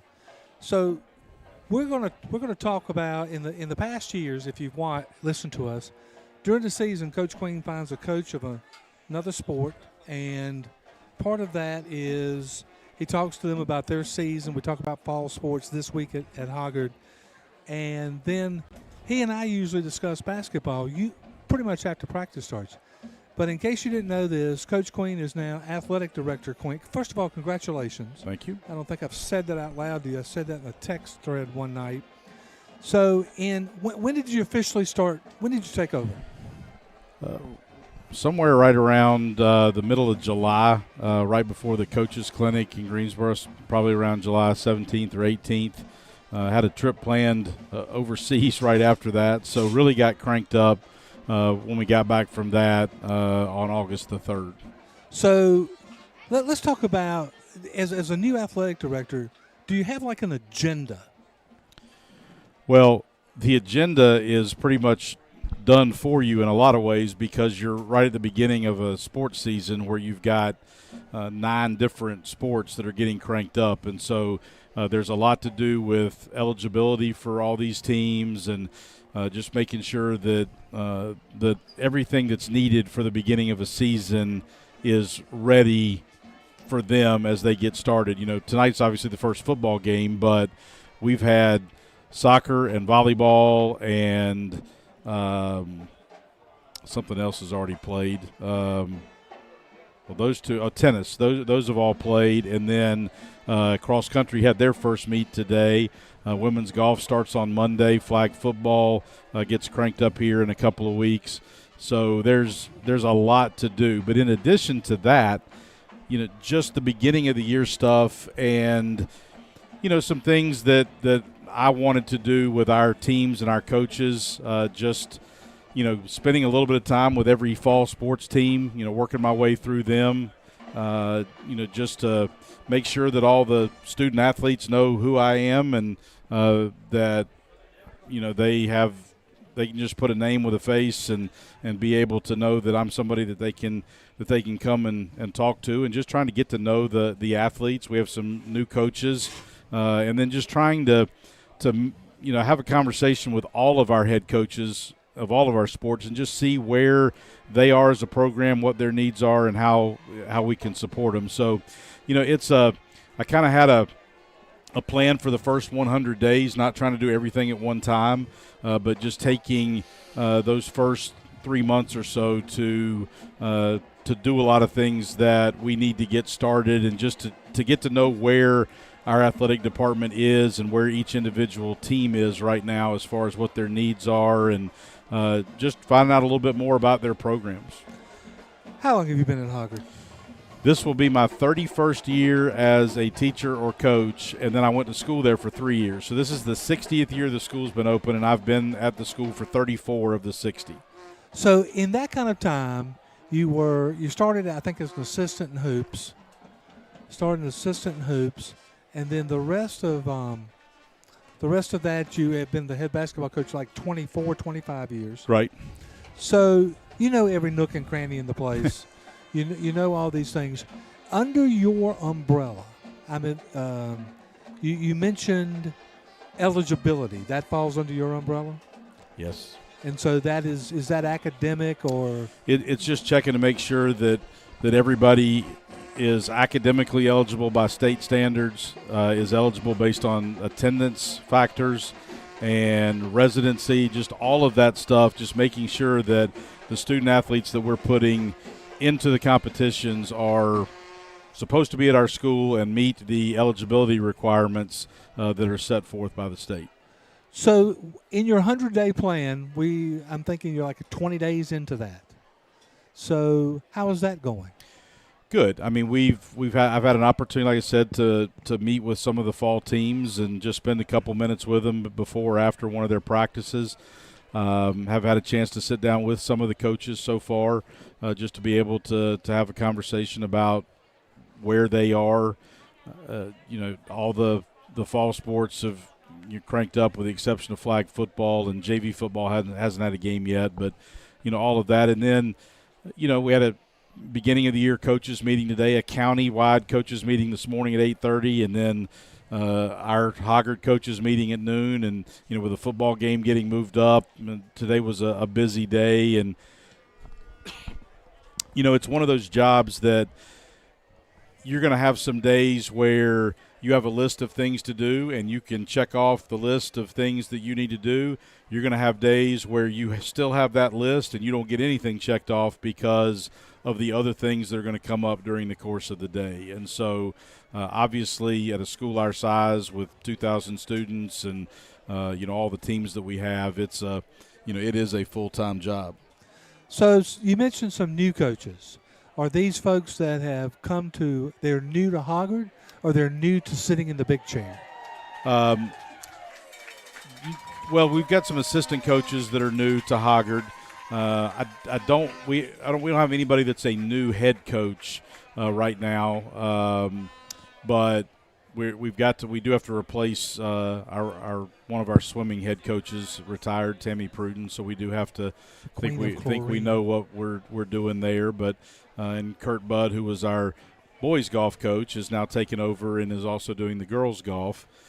So we don't have any new head coaches right now, but some new assistant coaches, some people that that have been coaching that just in what I was doing before haven't had the opportunity to meet them, and so just trying to get to know all of our coaches.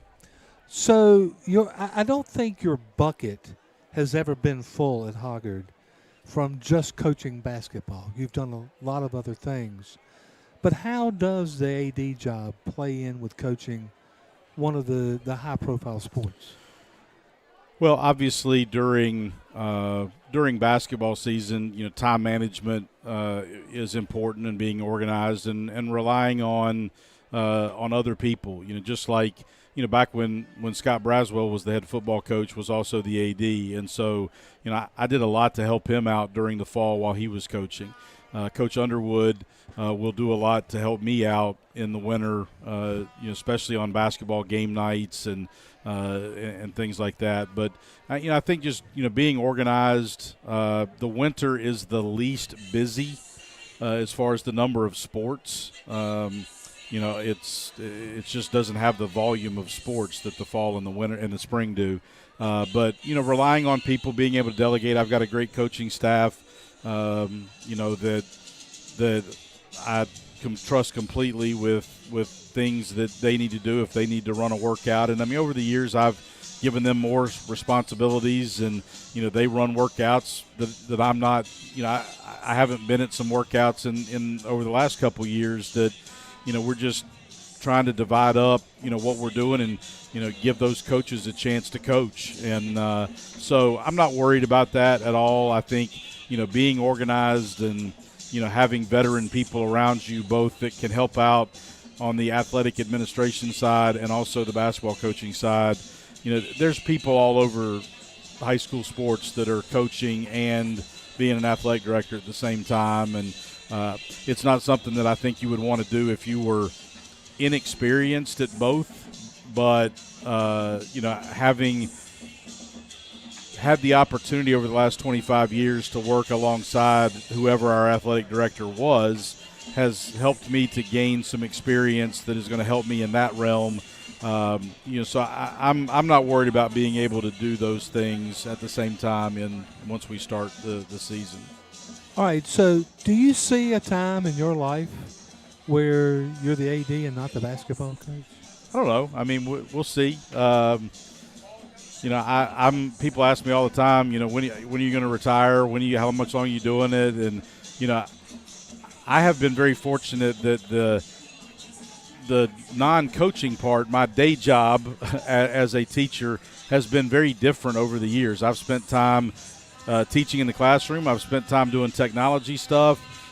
Just spent a lot of different time doing different things. And so I don't feel like I've had the same job for 30 years because I really haven't. I've had different jobs. And so, I still love what I do. Hoggard is a fantastic place to work and with fantastic people to be around. And so I don't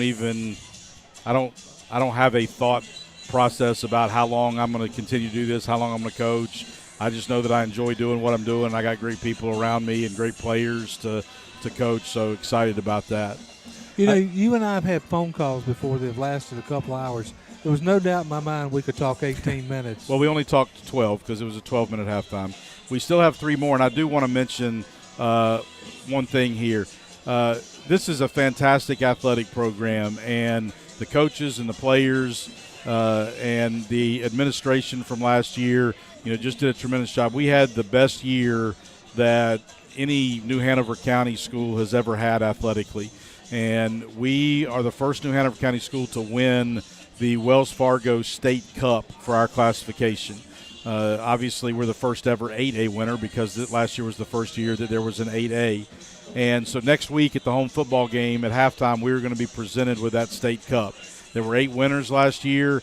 We are one of 2 that is a traditional public high school. The other 6 are either private schools or charter schools. And we played in 6 state championship games, 3 other Final Four. We had 15 conference champions out of the 22 sports. We had 13 conference players of the year. We had 10 conference coach of the year. We had 3 individual state champions last year.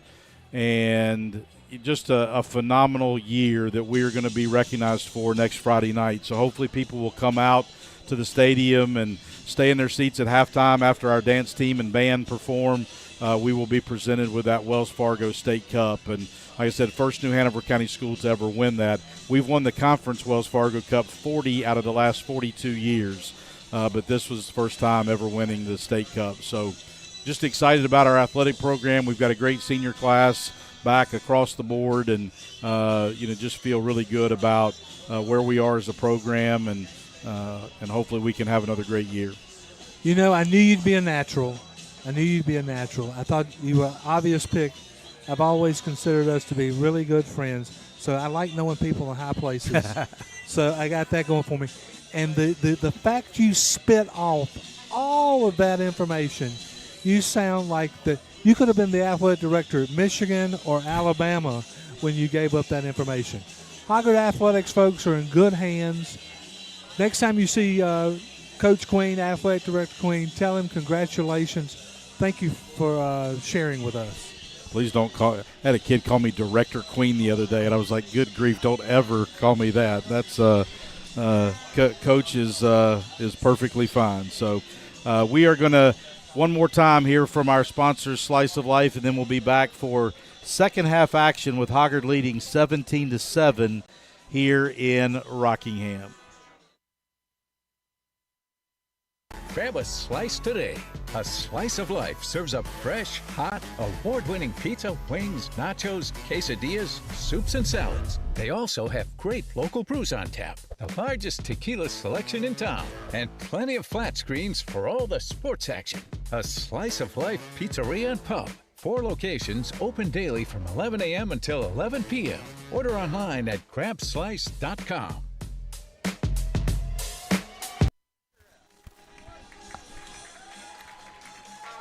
And we're going to turn it back over to Jonathan and Tony here as second half action gets ready to kick off. And I got to do a little bit of work to see if we can get our sideline guy back connected and straight on everything. And then I'll pick back up with getting the score right up on the down and time and everything right. But, Jonathan, take it over. A little bit of a hiccup along the way, but we're glad to be here, glad that the season has kicked off. And we didn't even have to wait an additional 24 hours. Got things going on Thursday night like the big boys do. The NFL squad, Thursday night football. And we're in a picturesque atmosphere here at Richmond Raiders Stadium in Rockingham, North Carolina. Raiders fully decked out, all yellow, head to toe with green accent and white numbers. Hoggard with a clean look, all white. Blue headgear, navy blue headgear, navy blue numbers. Everything else is white out. You know, Johnny, why do I feel like about 22 minutes ago of real time, we had a stranglehold on this football game, and now I feel like we're in a football game. It was one busted play and a great effort from the quarterback and running back duo that Richmond has to offer, and a 2-minute drill that resulted in a touchdown. Outside of that, Hoggard defensively played pretty well. First play of the ball game, I don't know if we heard the whistle blow or what was going on trying to get lined up correctly, but Richmond busted a big play to open the ball game for about 60 yards. But due to a penalty, it only went for 20.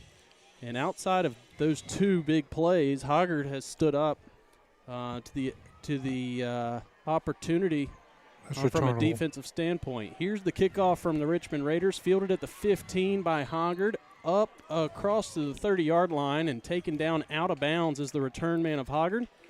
And Hoggard will begin the drive just north of the 30 at the 31-yard line, 1st and 10. I'm going to have my first coaching moment of the night. Johnny, you can't kick line drives to running defensive backs toward the football. That will not pay off.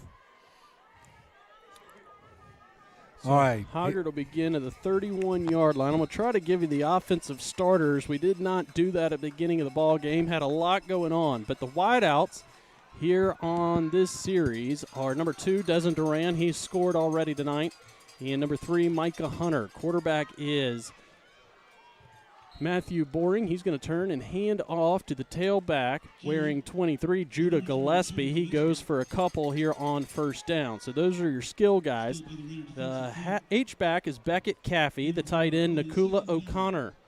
The offensive line, this is where it's going to get tricky for me. 76, Josiah Heyer, and 73, Martin Cervinka are your right guard and right tackle. Tough to make out who the center is right now. On 2nd and 9, Boring rolls to the right, thrown out right side. Catch made by Micah Hunter, and he's slung down at the 40-yard line.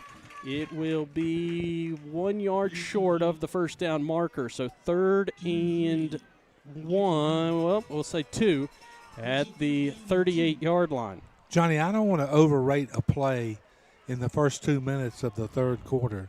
But why does this feel like a big play? Tristan Chavis was able to save those 6 feet for the Raiders to set up this 3rd and short. Just a minute into the 3rd down. Atmosphere beginning to come alive here as nightfall is upon us. Music blaring through the PA system prior to the snap gives you a big college feel. Snap to Boring. He did not get north and south. He tried to contain the outside part of the line of scrimmage, and up from the corner spot, Ty Covington went low, put an ankle tackle on Boring, and shot his feet out from under him. No gain on the play, brings up 4th down. Tony said that was a big play, so maybe one to remember as Kanoa McGee, who has served as a place kicker, marches out for his first appearance at a punter position. Back deep to receive for Richmond is number 5, Josiah Cooper, the senior wide receiver.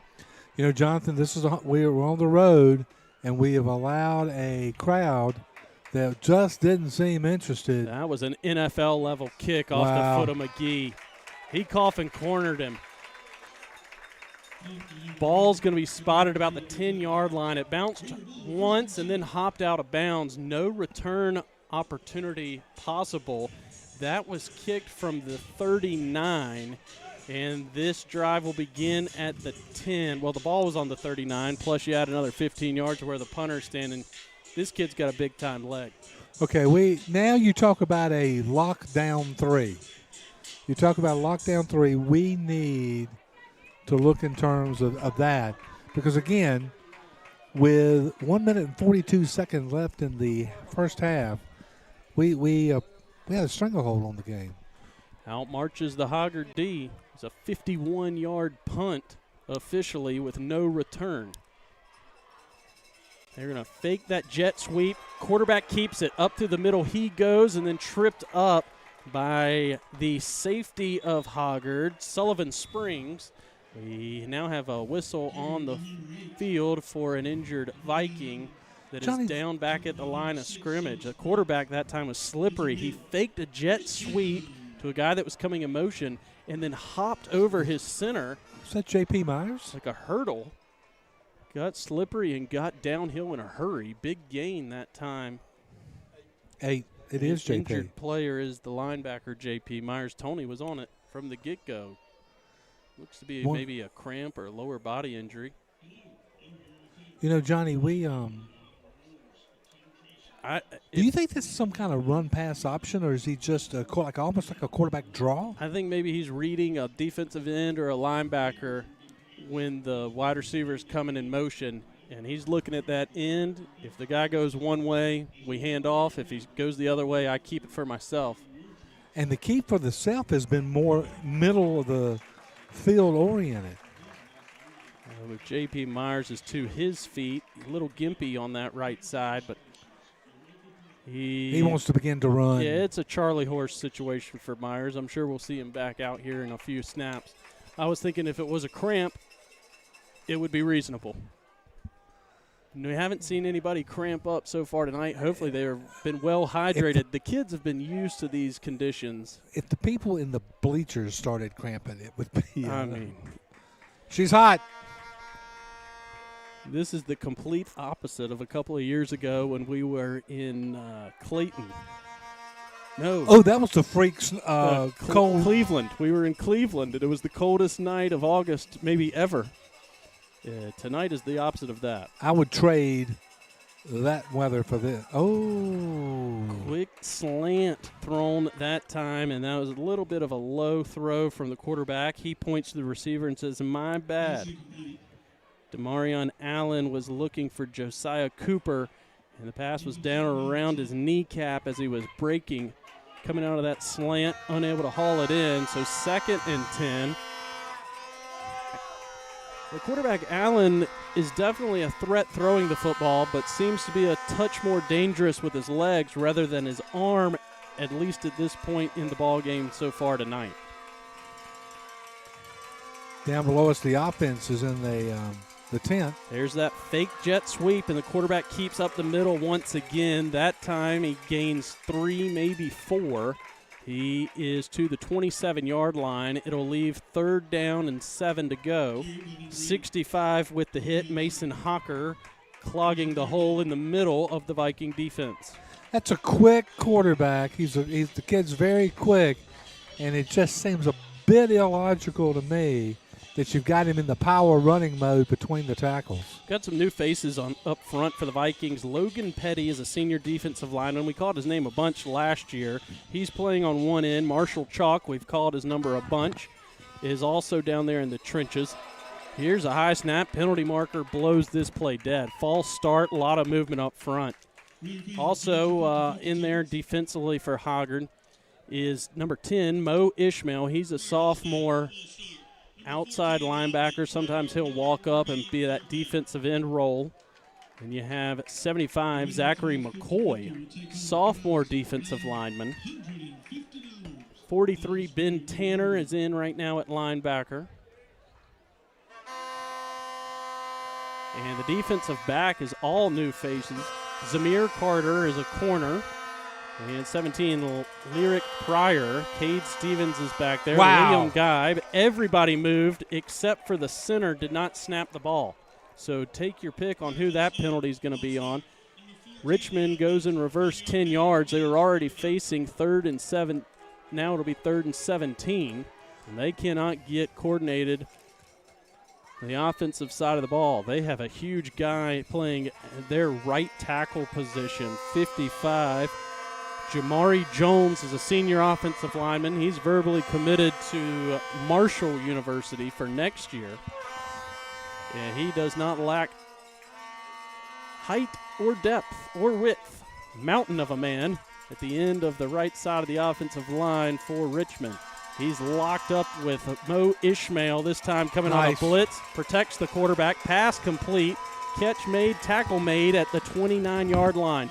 Nice job all the way around. And Richmond's going to be about 5 yards short of what they needed for the first down. So out comes the punting unit. But a very systematic play there on 3rd and 17. They got 8 to cut the distance in half, and out comes the punting unit. Semi-prevent defense there. We were fine with the underneath. We did the coverage, defensive execution.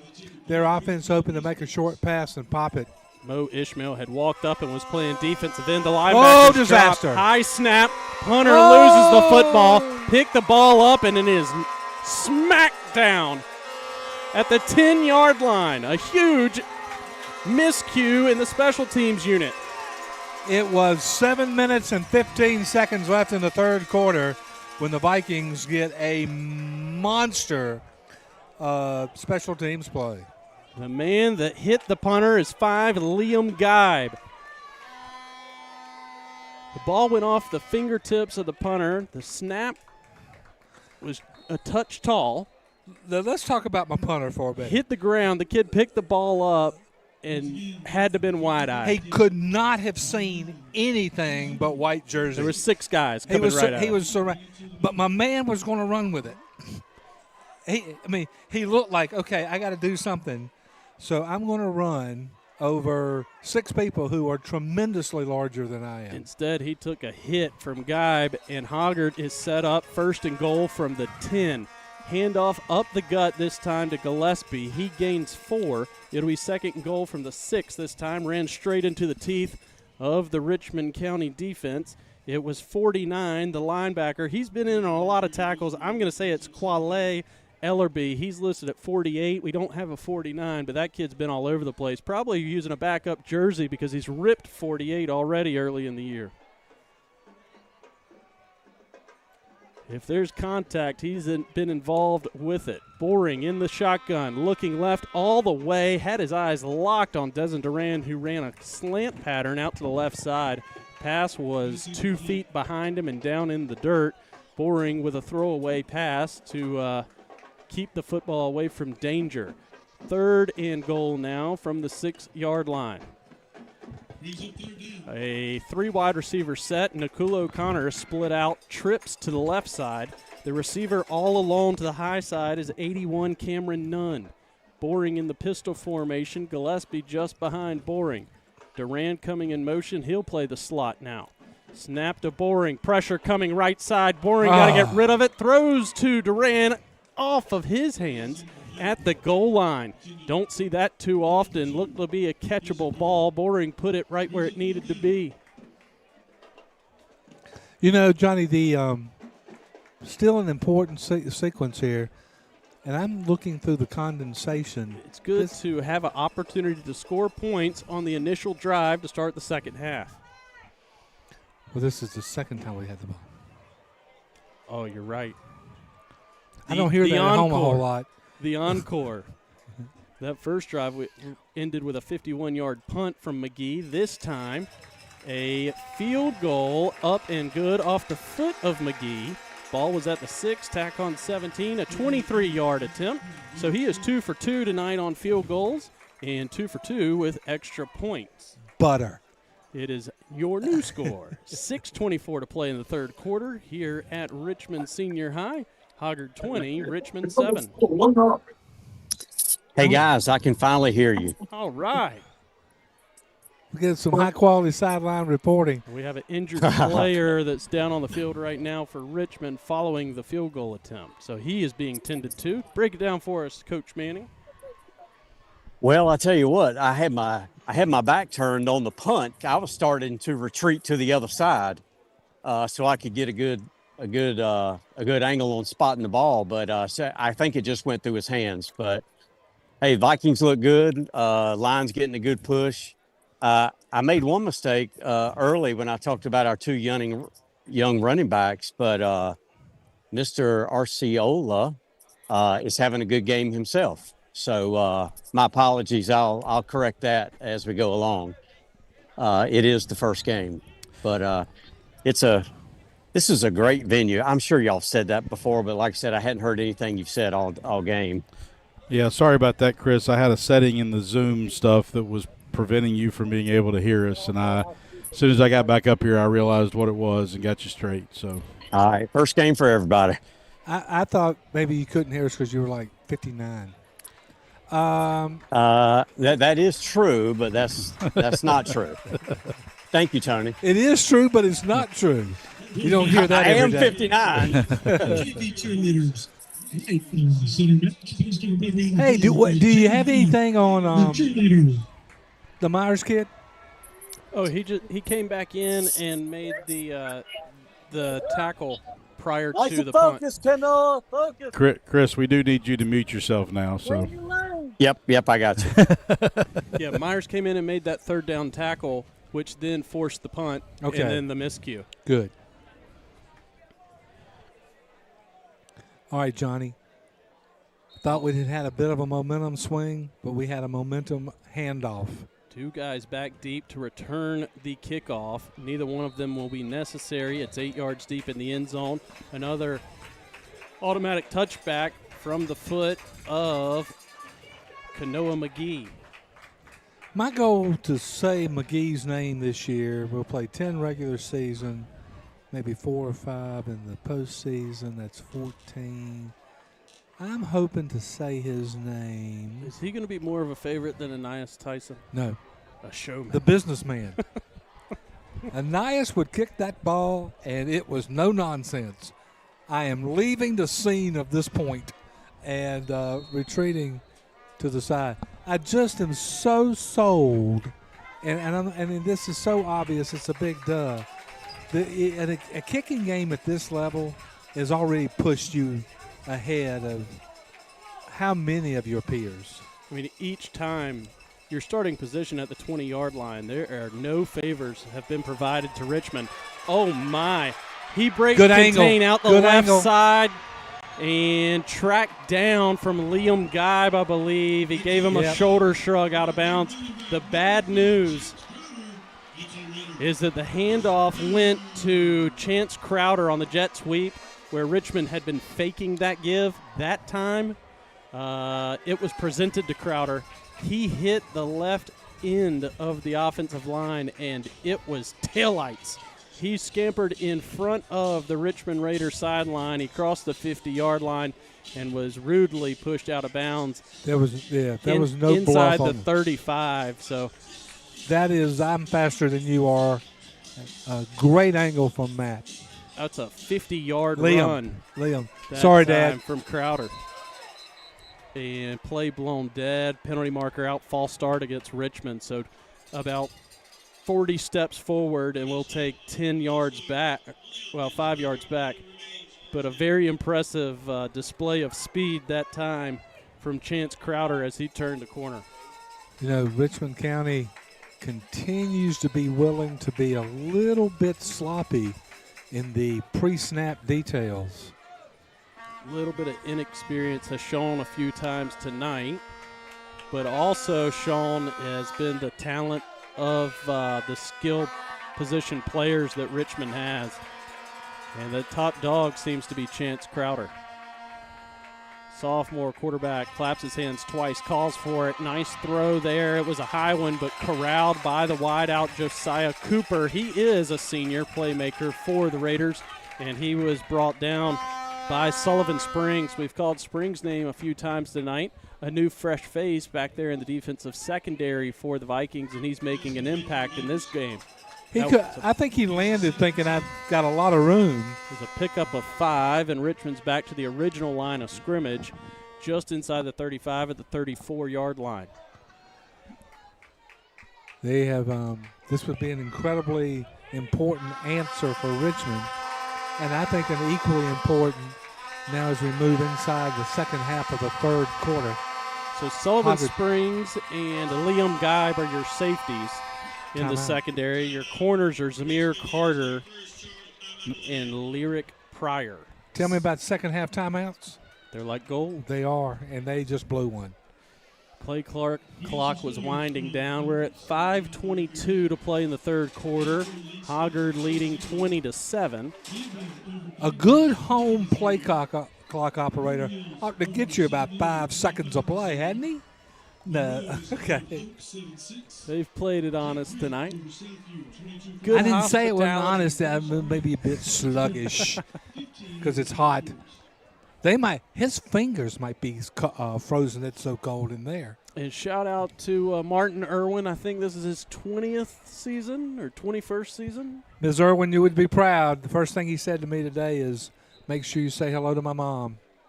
Martin's working extra hard down there tonight on the sideline, making sure we haven't had any cramping issues. Hydration specialist. It is a key to the game for sure. Every detail matters on Friday night. And it's your support staff that keeps an eye on those sort of things. So one thing about this sport I think that can't be understated is all these people are part of this program are needed. 2nd and 10, blitz coming. Mo Ishmael just Hail whiffed Mary. on the QB. Thrown out left side through the hands of the wide receiver. Extremely close coverage from the Hoggard defensive back.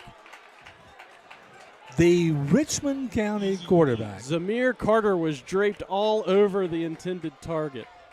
No flag out. Carter letting the offense know about his great playmaking ability that time. It'll be 3rd and 10 after the helter-skelter launch to the 10-yard line. It was a Hail Mary before it was over.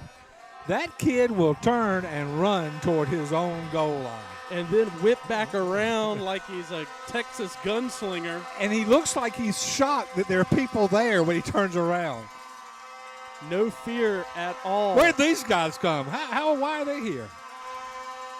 DeMarion Allen with a bright future ahead of him. Oh, that's a big play. Coming at him that time and getting home. A blitz from right up the gut. Mo Ishmael said, "You're not going to run no Mo."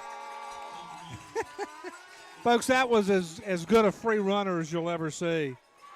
A big loss on 3rd down. Puts the football back at the 44-yard line. No chance really to go for it here if you're Richmond. Out to punt comes the special teams unit. And 14, Darion Wiley. This is a great turn away. Appears to be serving as the punter. Back deep to receive for Hoggard. Number 3, Micah Hunter with his heels at the 10-yard line. Another adventure. A tough snap.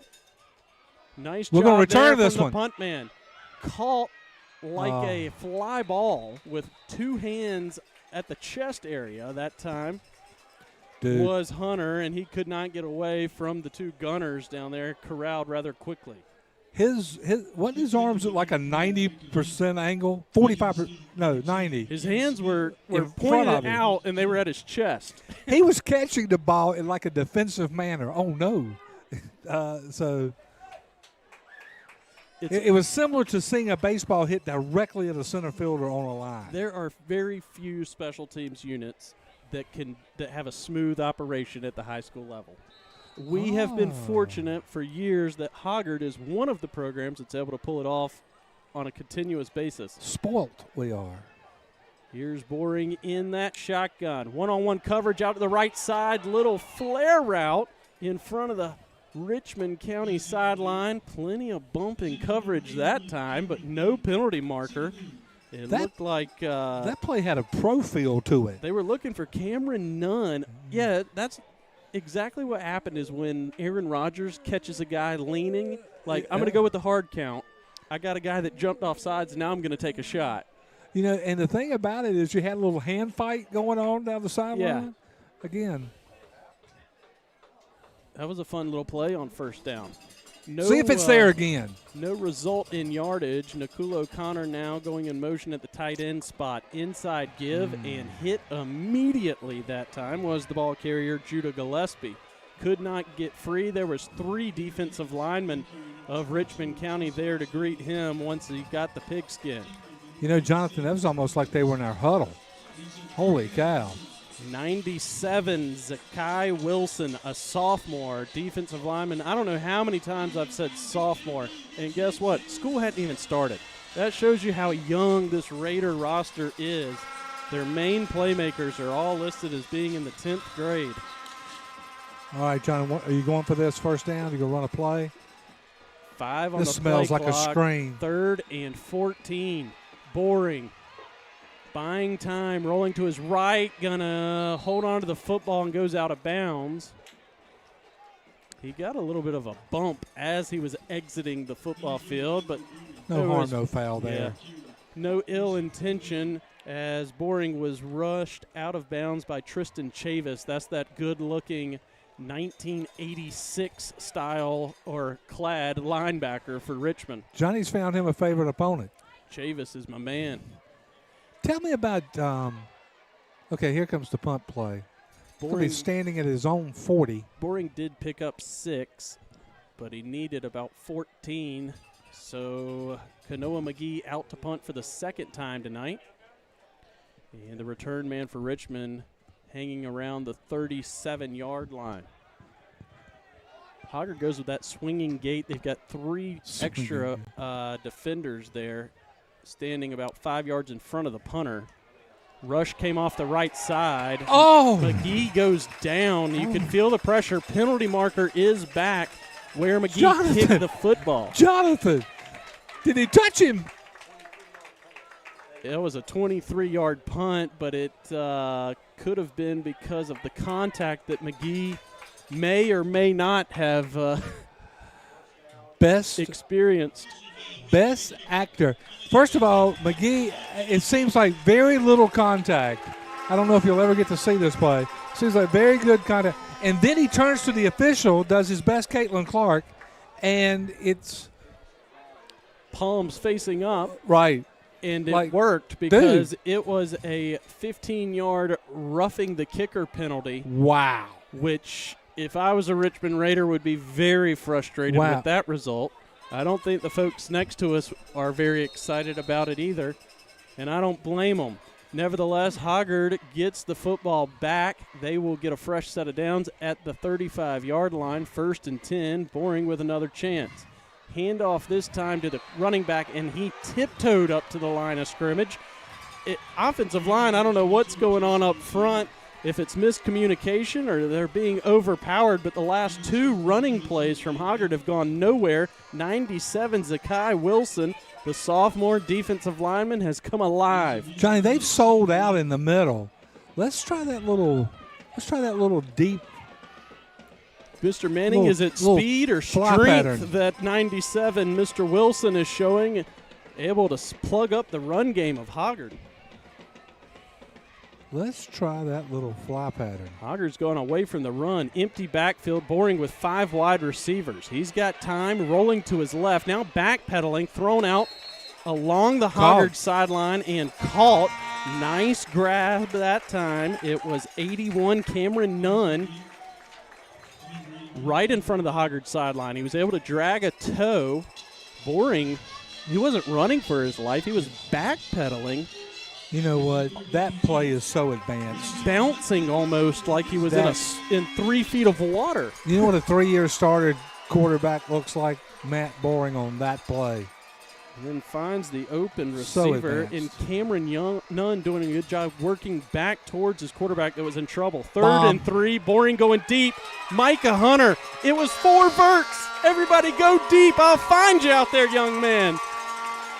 The 3 was streaking down the hash, and he hauled in the deep pass from Boring across midfield and across the 25-yard line all the way to the 22. Another hand-extended catch. And another player down for Richmond County at the scene of the crime, right near the tackle at the 20-yard line.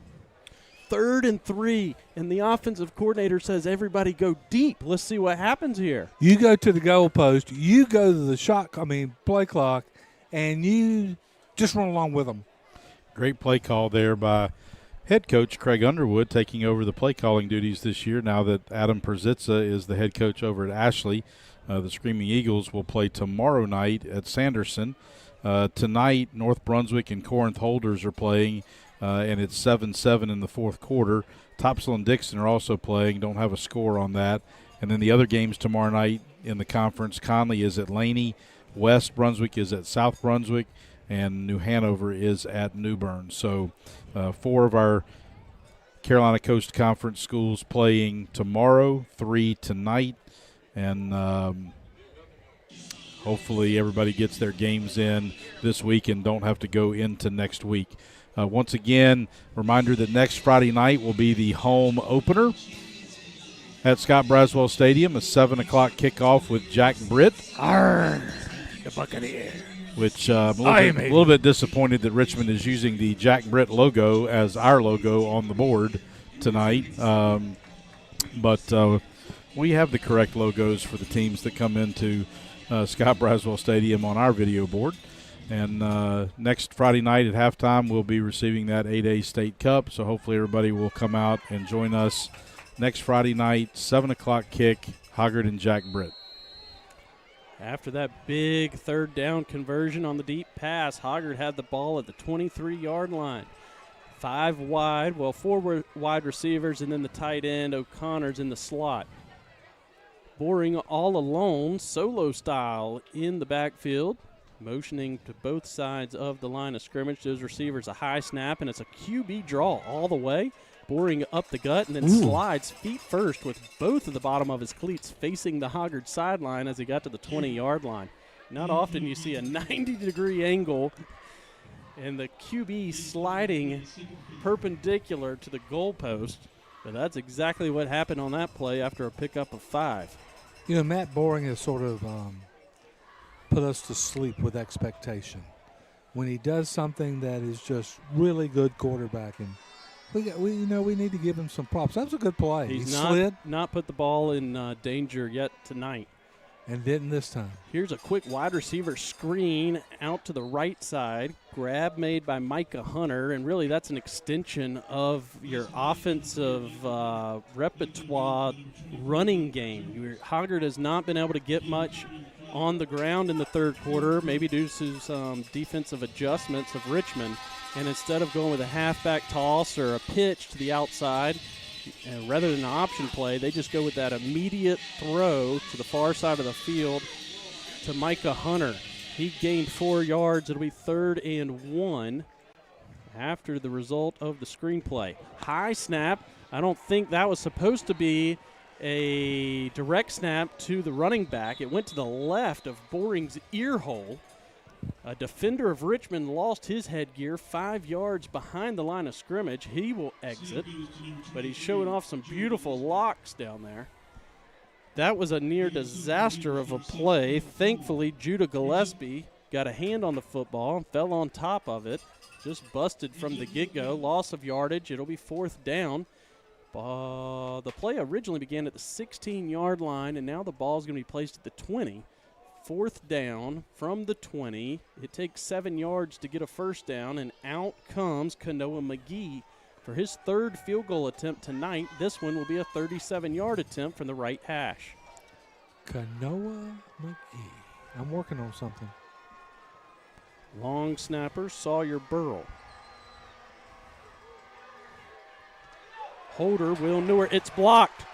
McGee's third field goal attempt is blocked. It was 6 of Richmond County Cam Cooley, the sophomore. Guess who? Or guess what? Some kid in the 10th grade. If you're in the 10th grade and you have athletic ability, you are on the Richmond Raider varsity roster. Cam Cooley came off the edge untouched and got both hands on the McGee field goal attempt. So that falls no good.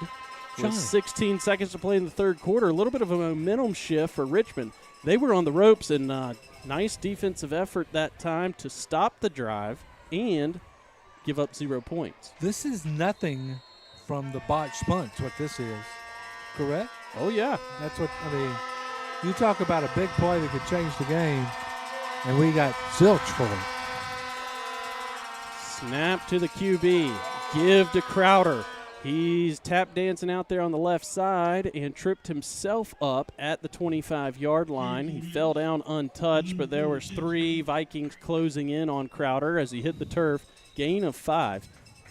And we head to the fourth quarter after 3. Hoggard 20, Richmond 7. And we'll be right back after a word from our fourth quarter sponsor, Jocko Blades. One of the marks that separates man from beast has been the ability to make and use his own tools. There was a day, not too long ago, when men made tools to last. Handsome, reliable, and ready to help you tame the world. Put your hands on something that leaves a legacy. Grab a knife your dad would use. Jocko Blades. Jocko Blades, fourth quarter sponsor all these years on the Hoggard football broadcast. We appreciate what they do for us, and quality cutlery made by current and former Hoggard football players. So check them out. Jocko Blades, our fourth quarter sponsor of Hoggard football. The Vikings lead it 20-7 after 3. As we head to quarter number 4 with Richmond having the ball with a second down coming up here from their own territory. Following the game, Vikings can hold on and win this. We'll have an interview on the field with one of our players, and then some post-game stats and a wrap-up here. But let's hope that the Vikings can get it done here as we start quarter number 4. 20-7 here as we begin the fourth quarter. Fake that jet sweep. Quarterback kept it. He's across midfield. He's at the 40. Makes a move. He's at the 35. Now reversing back towards the Richmond sideline. Still on his feet. 20, 10, 5. He's across the goal line. Touchdown. Touchdown, Richmond Raiders. Uh-oh. More ammunition. Wow, we just saw a big-time light show, a display. Hell's Bells was playing as we entered the fourth quarter. 15 seconds later, and there's 6 more points on the board. They rang Hell's Bells.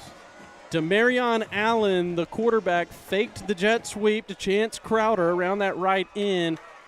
Hoggard defense was locked in on Crowder, and why wouldn't you be? He has been the biggest threat so far tonight. And boom, lickety-split right up the middle of the defense. I think Allen ran for about 40 yards up the middle of the field without having to make a cut. Once he got to the 40-yard line, took a hard right cut, stepped out of a Liam Guy desperation tackle, hit the sideline, and crossed the goal line. So that was, I believe, a 73-yard quarterback scamper. Tell me what happened on this extra point. Penalty markers flied. It's 20-13, 11:45 to play. False start is the call against Richmond. That's a major call. So it'll back up the PAT attempt 5 yards, and we'll see if their special teams unit can put the extra point through the uprights from the 8. kicker is number 36. That's Nate Irwin. He's a sophomore. It's a low kick. It's up. It's no good. He pulled it a little bit to the left, so the false start penalty. 5 critical yards. That would have been 20-14. Instead, your new score with 11:45 to play. It's 20 for the Vikings, 13 for the Richmond Raiders. It feels like Hoggard had been in control of the ball game for a majority of it. Really, 2, 3, 4 big plays Richmond's have been hanging around, and, man, they are like lightning strikes when it comes to offensive potential. If it was I like to use golf and boxing when it comes to try to tell you what I think has happened momentum-wise. The Vikings have popped them a couple times in some early rounds, pretty doggone good, but you didn't knock them out. Yeah, Richmond has found their footing. That third quarter, they played it dead even, other than the high snap on the punt, which Hoggard began that drive at the 10-yard line, and Hoggard is kicking field goals rather than scoring touchdowns. And these are field goals that are resulting from a distance that is further than their penetration into the red zone. Well, now Nate Irwin has the football teed up high and tight at the 40. Richmond's trailing by 7. It is 20-13, 11:45. We've come to the later rounds of the boxing match, and both folks on their feet. Now a high short kick from Irwin. Fair catch called for by Gillespie on the far hash at the 34-ish yard line, and Hoggard will begin the drive there. That's interesting because we've shown no prowess on kick returns that you would concede that kind of distance. The good Dr. Jim Everett tonight is on the spot. Has he not done a fantastic job? He's not quite as good as Coach Adams. No. I mean, Coach Adams is a Hall of Famer. Okay. But the Reverend Doctor may be a first-round pick. The Reverend Doctor. I love that. Snap to Boring, give to Gillespie. Hoggard still not a lot doing here on the ground in the second half. I think that's been the major change offensively for the Vikings. And I still think that it's not really about Hoggard's offensive line.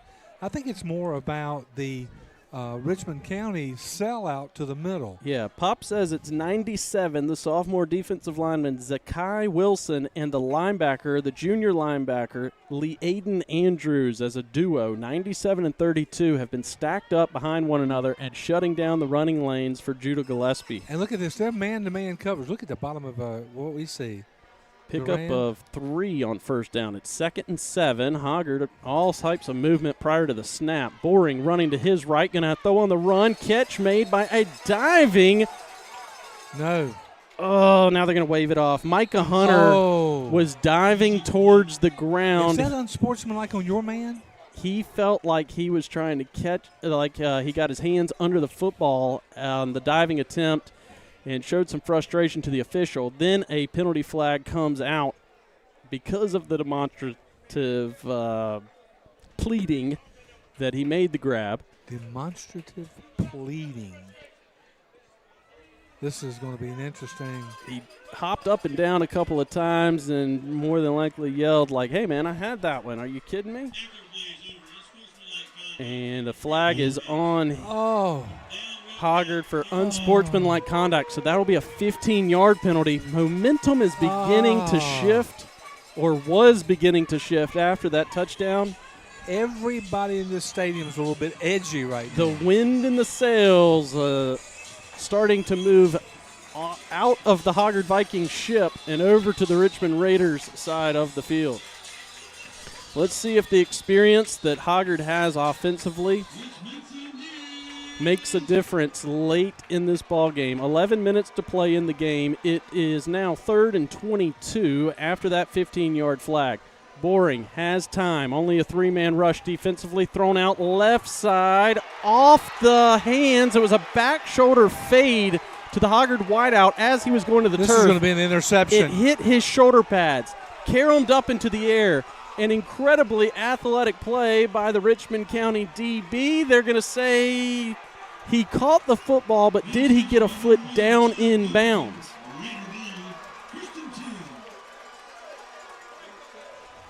interception was made right in front of the Richmond The sideline. And then the official was engulfed with Richmond County players. Guess who it was?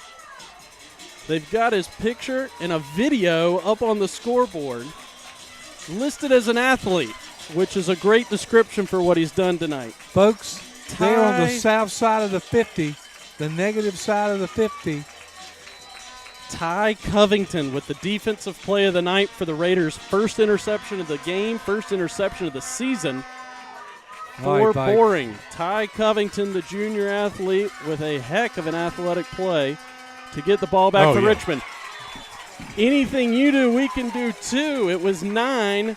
Graham McNeely coming unblocked off the right side. He jumped up in the air, did a jumping jack, and batted down the pass of Demarion Allen. So no gain on first down. 2nd and 10 with all the momentum in the world for the Raiders. Backing up, the guys clad in yellow. Back to the interception. Covington makes the interception, does what looks like a tiptoe, and then the Richmond County celebration, you almost lost sight of the official.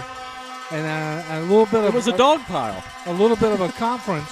The official in the dog pile says he hauled it in. We'll take their word for it. We are about 400 feet away from where that play took place. Fake the give. Richmond going to throw out left side. Nothing doing. Nice open field tackle that time from the Hoggard linebacker. It was 43, Ben Tanner. He's a sophomore, making his presence felt there on a key 2nd down play. I hear you, young fellow. That's a great wrap-up. The ball had been thrown toward the hash, and then that was on a cutback. Everybody for Richmond was moving to the right side of the field. Yes. Quarterback turned, wheeled, and threw back to the left, hoping to have empty green grass out there, and Ben Tanner read it all the way and then made a nice play. A man dressed in full Raider gear and clad is standing down at the goal line, pointing to it, saying, boys, come this way. Missed the tackle. Hand off to Crowder on the jet sweep. McNeely missed him for about a 10-yard loss, but he slowed him down just enough. Crowder gains 1 yard back to the 40-yard line. He broke his original momentum. In come the reinforcements. 4th down and 9. Logan Petty takes down Crowder. Here's another moment in this game. And that's a name they've heard a lot of in this area of the world. A Petty making a big-time play late in a contest at Rockingham. All right, Johnny. One of those moments in this game. Inside 10 minutes. They're at the 40. They need about the 30. I hope you guys can pick up the crowd noise on the radio. All-out blitz from Hoggard. Quarterback running for his life. Floats it left side. Crowder with the catch. Tackled close to the marker. That's close. There is a flag down on the play. It was Mo Ishmael that dove out in the air like a giant bear corralling Crowder. Both guys racing to the 31-yard line where the first down marker was lying on the Hoggard sideline. That was 4th down, and I don't know that he got it. Let's see what the official says here. An ineligible receiver downfield is the call against Richmond County. On 4th and 9, I think he got 9 yards. It would have been very close, calling for a measurement for sure after a valiant effort from both Mo Ishmael, the Viking linebacker, and the running back of Richmond County, Chance Crowder. Crowder's played his heart out tonight, and so is the QB of Richmond, Demarion Allen. After the penalty, it moves the ball back to the 46-yard line. All right, it was never clearly said that it was a first down. Yeah, I don't know if he got the first down or not, but you would have very declined close. it if it hadn't been. That's true. So, but if he got it by a nose of the football. Whoo, an intersection of 2 points. Guys, he had the first down by a yard. Okay. They're So going maybe forward not on as close as we 4th thought. and 14. From the 46, quarterback buying time, rolling right. Bomb. Unleashes a laser right in front of the Richmond sideline, in and out of the hands of the diving receiver as he went to the turf, hit off the left chest protector, the shoulder pad, sliding down to the ground, incomplete. Viking D holds, turnover on downs. His receiver was on the right sideline. He was near the right sideline. No angle. That's just a straight down the field. What a huge penalty. Oh, dude. If Coach Manning says Richmond had the first down by a yard, and then you get flagged for ineligible receiver downfield, everything in this half game of inches has been a swinger. So Hoggard now takes over close to midfield at the 46, the Hoggard side of the football or of the field. Go Hand ball. off to Gillespie. Go ball. Penalty marker down at the feet of Boring. That was the most running room Gillespie's had really in the second half, and it was probably due to a handful of uniforms. I think any more points by the Vikings will win this game. Oh, first time Coach Queen has ever cued me on turn out the light. I don't know about all that because Richmond has proved they can score in a hurry. Well, I'm not sure that – I'm not saying that I think we have to score again to win, but I'm saying I think if we score any more points that it will make it very difficult for Richmond to come back and It'll win be difficult to keep the football here. A 10-yard holding penalty, and that's from the spot of the foul. It occurred at the line of scrimmage. So 1st and 20 now for Hoggard from the 36. Handoff on 1st and 20. Ooh, that's hard running. Stuck at the 44-yard line. Head full of steam from Judah Gillespie. He paid for that one. Guess who? My man, Tristan Chavis, downhill linebacker in 22. You don't see that as a linebacker number very often. Keith Cummings, they combined to put the smackdown on Gillespie that time. Pickup of 6, and Gillespie earned every bit of those 36 feet. Second down. 18 feet. I wish he got 36.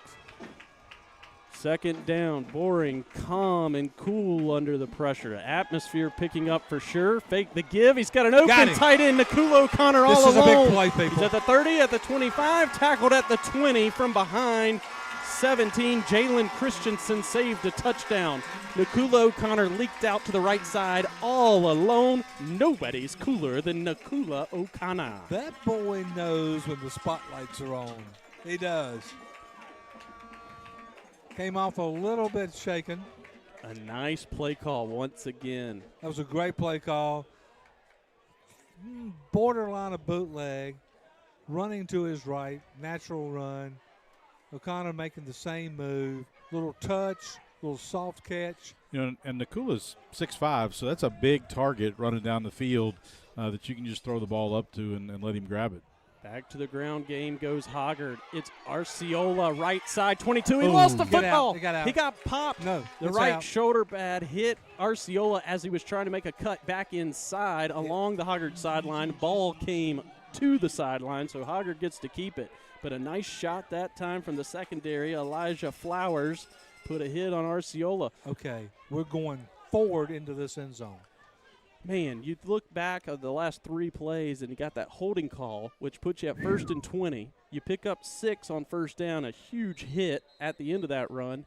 And then on 2nd and 14, offensive staff dials up the great play call. And man at the goal line. He's got Nakulo O'Connor open for that big gainer.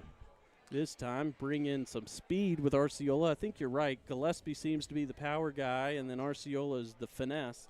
And he lost the ball. Thankfully, it went out of bounds. Just a little bit of passing sort of can loosen things up. Looking at some scores here from our conference. Right now, there's 3 Carolina Coast Conference teams playing, and all 3 are leading in the fourth quarter. Obviously, we're up 20-13 here. North Brunswick is taking a 10-7 lead over Corinth Holders. That is on the road at Corinth Holders. And then Topsail, who did not win a game last year and has a new coach this year, they lead Dixon 20-8 in the fourth quarter. So Topsail looking to get their first win since the 2024 football season. And then tomorrow night, once again, the rest of the conference will be in action. Ashley with new offensive coordinator, new head coach, former Hoggard offensive coordinator Adam Przitza making his debut. They will be at Sanderson. D.H. Conley will be at Laney. West Brunswick travels to South Brunswick, and New Hanover travels to New Bern. As far as Hoggard athletics coming up, our men's soccer team will be in Cary this weekend. Tomorrow night they play Myers Park, who was one of the teams in the Final Four in the West last year. And then on Saturday at 11 o'clock, it will be a rematch of last year's state championship game, which the Vikings won over West Forsyth. So that's a rematch. So 3 of the 4 Final Four teams playing against each other in an early season event at Wake Med Soccer Park. Our volleyball teams, JV and varsity, will be at the High School OT Garner Showcase on Saturday, playing against Seaforth. JVs are at 1 and varsity at 3. Next week, as far as home events, our women's tennis team will be home against Cape Fear Academy at 4 o'clock on Wednesday. They will also be at home at 4 o'clock on Thursday against Ashley, and then we will have our home opener varsity football game next Friday night against Jack Britt at 7 o'clock. So first week of school, and we've got some home athletic events for people to come out to next week at Hoggard. After the injured player has cleared the field for Richmond, it 100% looked like a cramp that time, and I saw a couple of Hoggard guys loading up on H2O during that break. You can tell that the intensity and the humidity picking up here. Well, humidity has been all over us all game, but the intensity picking up, cramps beginning to become an issue for both rosters. The best first down, I think, the perfect first down is 1st and 10 from the 12. This is 1st and 10 from the 11. Hand off left side out of the shotgun, goes to Judah Gillespie. It's full steam ahead. He is dropped after a pickup of 3, maybe 4 yards, so he's inside the 10 to the 8. Tick-tock goes the clock. We're inside 7 minutes, 6:45 to be exact, remaining in the contest. Hoggard leading Richmond 20-13, and Hoggard knocking on the door. Hoggard was down here earlier in the ball game. This side of the field made it all the way to the 1-yard line. Boring was rushing to the goal line, and he got walloped. He lost his headgear at the 1.5-yard line, had to come out of the game for one play, and then chaos ensued. Hoggard ended up settling for a field goal. Here's a tough snap. Boring handled it with his right hand, threw the timing off, halfback toss to the left side, nobody out there to block, and Judah Gillespie goes down the double deuce. 22, Keith Cummings corralled Gillespie, and nobody blocked him out front. There's a force field somewhere down there that repels us. It's crazy how much we've lost in yardage instead of the power pop in. But this is a come away with points kind of thing. Yeah, 2nd and 7 from the 7 becomes 3rd and 10. We're inside 6 minutes at 5:45. Hoggard up 1 possession. And the reason Tony's saying come away with points, we've seen the solid kicking that Hoggard has in their specialist. Here's Boring, going to run to the right. They keep an extra blocker in. Gillespie, ball floated out to the right side. Catch made at the 1. Broken tackle by Micah Hunter. The defender went over the back of him, and Hunter backpedaled into the front of the end zone. Touchdown, Hoggard. 3rd and 10 from the 10.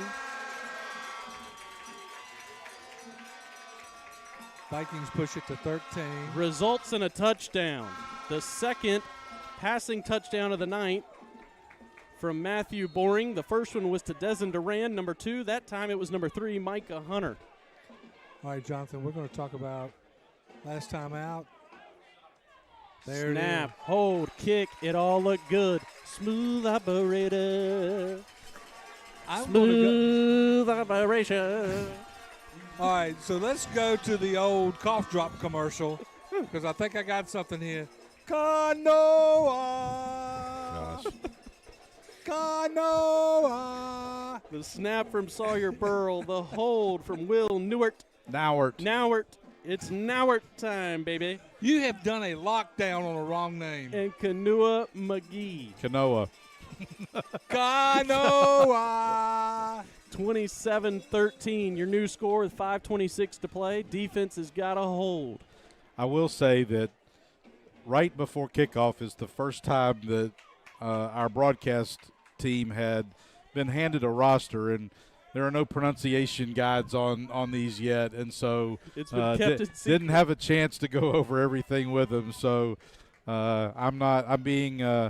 it's my fault that they're pronouncing them wrong. So I'm going to try to correct them when they do. So I had Will Noward in class, so I learned how to pronounce all those vowels together.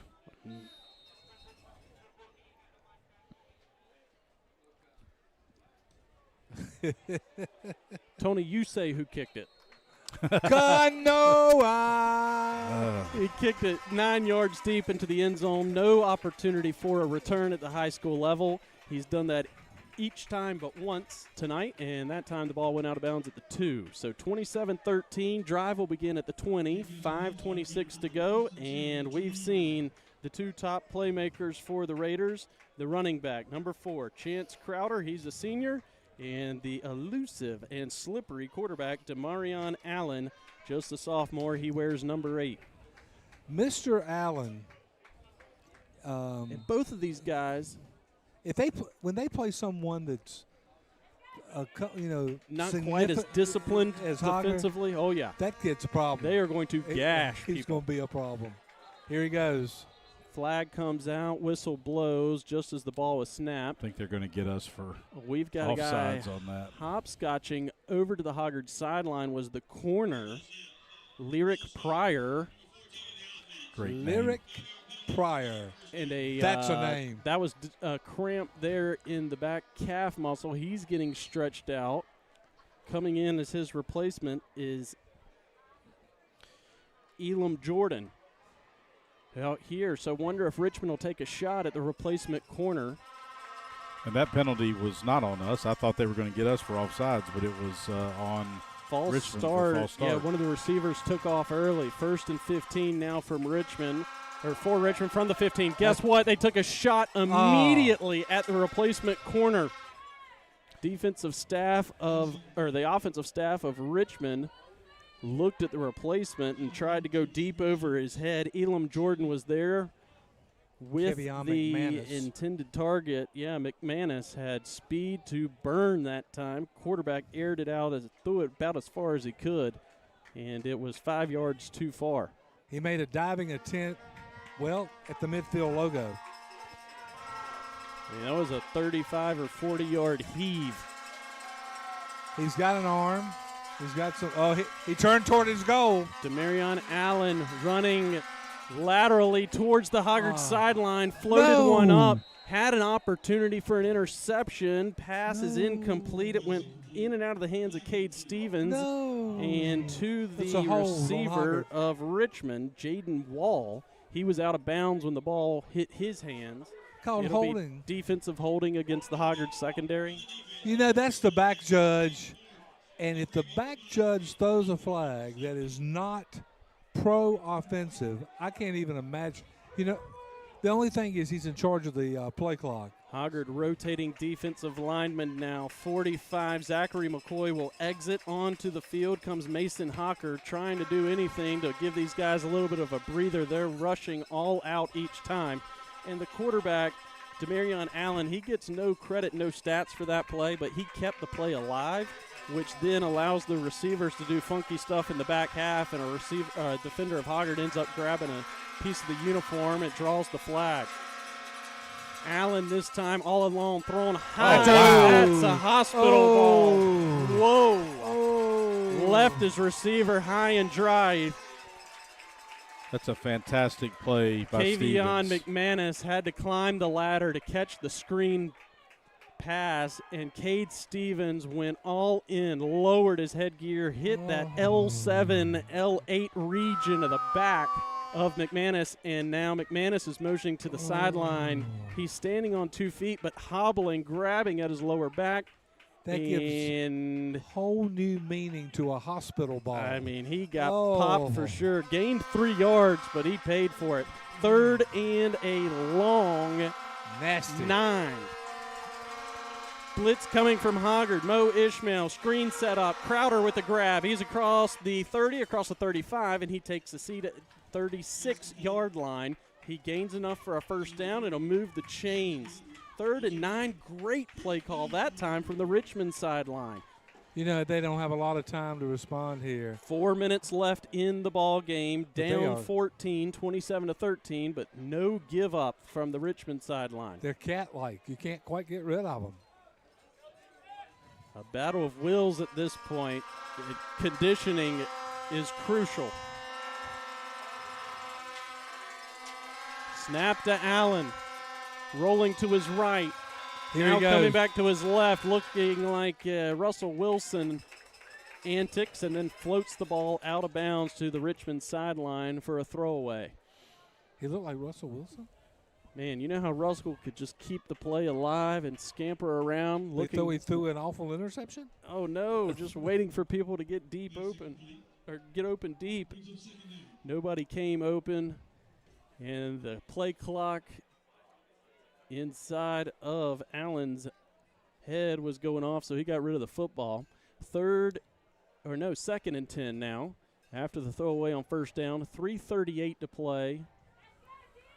Richmond needs to score quickly and then do the onside kick routine. They got 4 wide. Crowder in the backfield. He goes out as a receiver. Somehow, Allen's still on his feet. Out of the scrum comes Allen over to the Hoggard sideline. He was just 52 yards away from us over there on the Richmond home stands. And he comes this direction and steps out at the 41-yard line, so he got half of what he needed. It'll be 3rd and 5. In hot pursuit, the linebackers of Hoggard. It was Preston Toops and Ben Tanner that helped Allen get out of bounds. Trips to the far right side now. That's where all the green grass is. Ball's on the left hash. Snap to Allen, throwing left. One-on-one coverage over the head of Cade Stevens. Hand fighting, no penalty flag. No reason for it. Clean defensive effort that time, and really no attempt to make a play on the football from Jaden Wall, the intended target. So Stevens was matched up with him one-on-one. 4th down. Richmond trying to get that matchup and alienate the receiver and the DB all alone. Quarterback Allen just couldn't put the football quite on target that time. 4th down. Johnny, you know, he sort of off of his back foot, 40 yards, right off the run. Yeah, kid's a player. Bright future for sure. A lot of talent, a lot of young talent for the Raiders. 4th and 4. This is the ball game for Hoggard. If you get a stop, they fake the jet sweep. Quarterback stripped at the 50-yard line. Quarterback had the first down. He got hit from the side. Hoggard football. Ball popped out. Hoggard jumped on top of it. He had his first down. 44 with the recovery. He had his first down. Jack Snowden.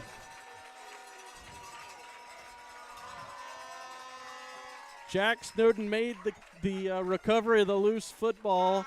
Tony, there's 3:17 to play in the 4th quarter. Hoggard leading 27-13. They've got the ball at the 49. What does it mean? We need a first down. We're going to go for one more first down. They've already burned a timeout. Wow, he had his first down. He had the first down by 3 yards, was looking to make one more move, and a guy coming from behind just swiped down on the football, popped it loose, and recovered. You couldn't tell him to get down. That wouldn't have made sense. Here's Boring. Mega break. Pistol formation. Got the tight end in there and the H-back. Hand off to Gillespie. One guy went high, one guy went low. 33 of Richmond with the hit. Kenyon Lindsay, the sophomore defensive lineman. Keep plowing. Lindsay made the tackle and then flexed like Hulk Hogan. Down 2 scores with 3 minutes to go in the game, and now pick up a 4 for Gillespie. This is where the unnecessary timeout back in the 3rd quarter. I'm not sure why they didn't call a timeout right there. I thought it would be a timeout right there. They've got 2 left. 2 remaining. After 3rd and hopefully after 4th, I guess. Maybe they figured there was a tired Hoggard defense and they could pick it up. Give to Gillespie. He kind of pokes his way through the offensive line. He followed the block that time of 19, the H-back, Beckett Caffey. And the reserve tight end, Wyatt Hunt, a blocking specialist in there at the line of scrimmage. Turn out the light. Hoggard's got the first The down. party's over. They say all good things must end. Turn out the lights. The party's over. We'll see you next Friday and do it again. C.J. Teachy in at wide receiver. He's lined up close to the line of scrimmage. Wyatt Hunt, Micah Hunter goes in motion. Dezen Duran didn't call his name really the entire second half. He did a lot of his damage in the second quarter. Give to Gillespie. He's to the 35. Spins there and hit by 2 Raider defenders. Do you remember last year or Elijah 2 years ago Flowers on the tackle. when Dion told the guy after the TCU game that they were going to need an ice bath for Shadir on the way home? Oh, yes. Gillespie. Oh, yeah. They called a timeout there. And just staring down here at the Hoggard offensive lineman, the beef in the trenches this season, this may be the biggest high school offensive line we've ever had. There's been some big kids, like really big kids, like ACC first team type of players, NFL offensive linemen. We got 3 of those that were just as big as Jonathan Cooper in high school. Big boys, the big uglies. Josiah Heyer, Martin Cervinka, and Daxton Smith-Kamisi. All 3 of those boys go triple digits. We need Guys, Dax was pulling through the middle of the line and hit 97 so hard his helmet came off. 97 is a heck of a ball player for Richmond. Yes, he is. Zakai Wilson nearly single-handedly stopped the rushing attack of Hoggard in the second half. Zakai Wilson is the stud on defense, in my opinion, from my perspective, along with 32, Leaden Andrews. And, of course, it goes without saying at this point, Tristan Chavis, the senior linebacker. The give to Gillespie, he's going to go off the right side. He's across the 30 to the 28. And on the second down run, he's close to the first down. Minute and a half to play. He's got the first down. They're motioning to move the chains, and that will just about do it. It is just mathematic at this point. Hoggard with a 27-13 advantage over Richmond County. What a win to start the season on the road, out of conference, against a storied program, albeit a talented program. Very young Richmond Raider squad, but plenty of talent. Is that it? It is. That's victory. That's victory right there. Hoggard's lined up in the victory formation, which is weird to see even out of shotgun. Boring gets the snap and takes a knee. The boys are proud of themselves, and they should be. Both squads, really. Hard-fought ball game in the second half. Richmond made some good second-half adjustments defensively. Hoggard had just a little bit more experience, and then that late turnover, a fumble by the quarterback, Demarion Allen, who had played his tail off tonight and scored from over 70 yards There's out. a kneel, the final kneel altar style. And that's This is it. a good win. That's all. That's the ball game. Answered the bell when the challenges came.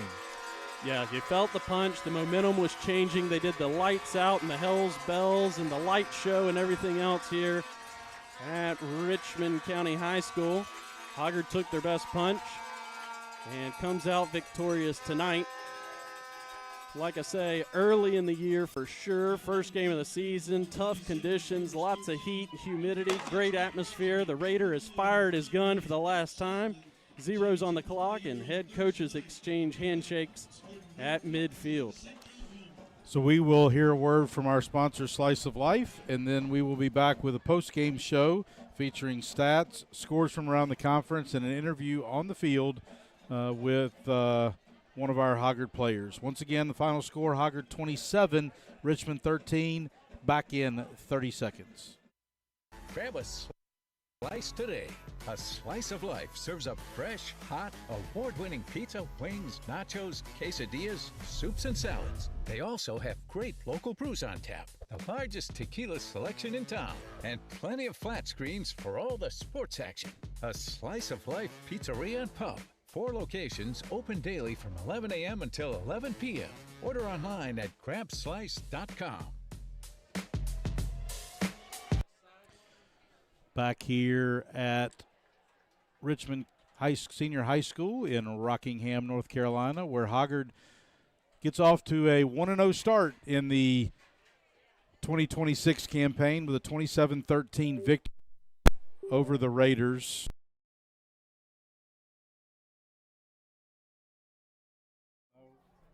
Something happened down here. There we go. Look, Jonathan, get that plug back. It's in.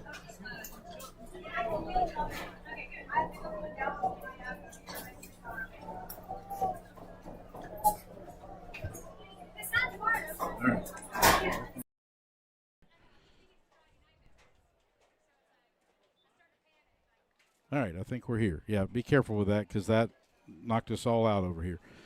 So back here at Richmond Senior High School, Hoggard wins it 27-13, starts the 2026 campaign with a 1-0 record, and the Vikings will be at home next Friday night in the home opener against Jack Britt. So we'll look at some stats from tonight's game.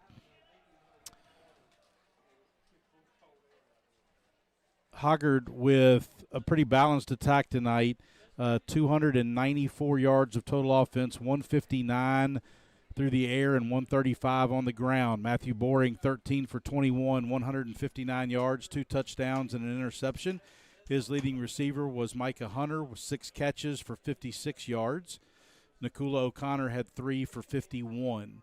On the ground, Judah Gillespie, 19 carries, 87 yards. Matthew Boring with 8 for 28. Richmond with a lot of ground yardage tonight. They will end up with 362 yards of total offense, 117 through the air, and 245 on the ground. They were 10 for 18 passing, 117 yards.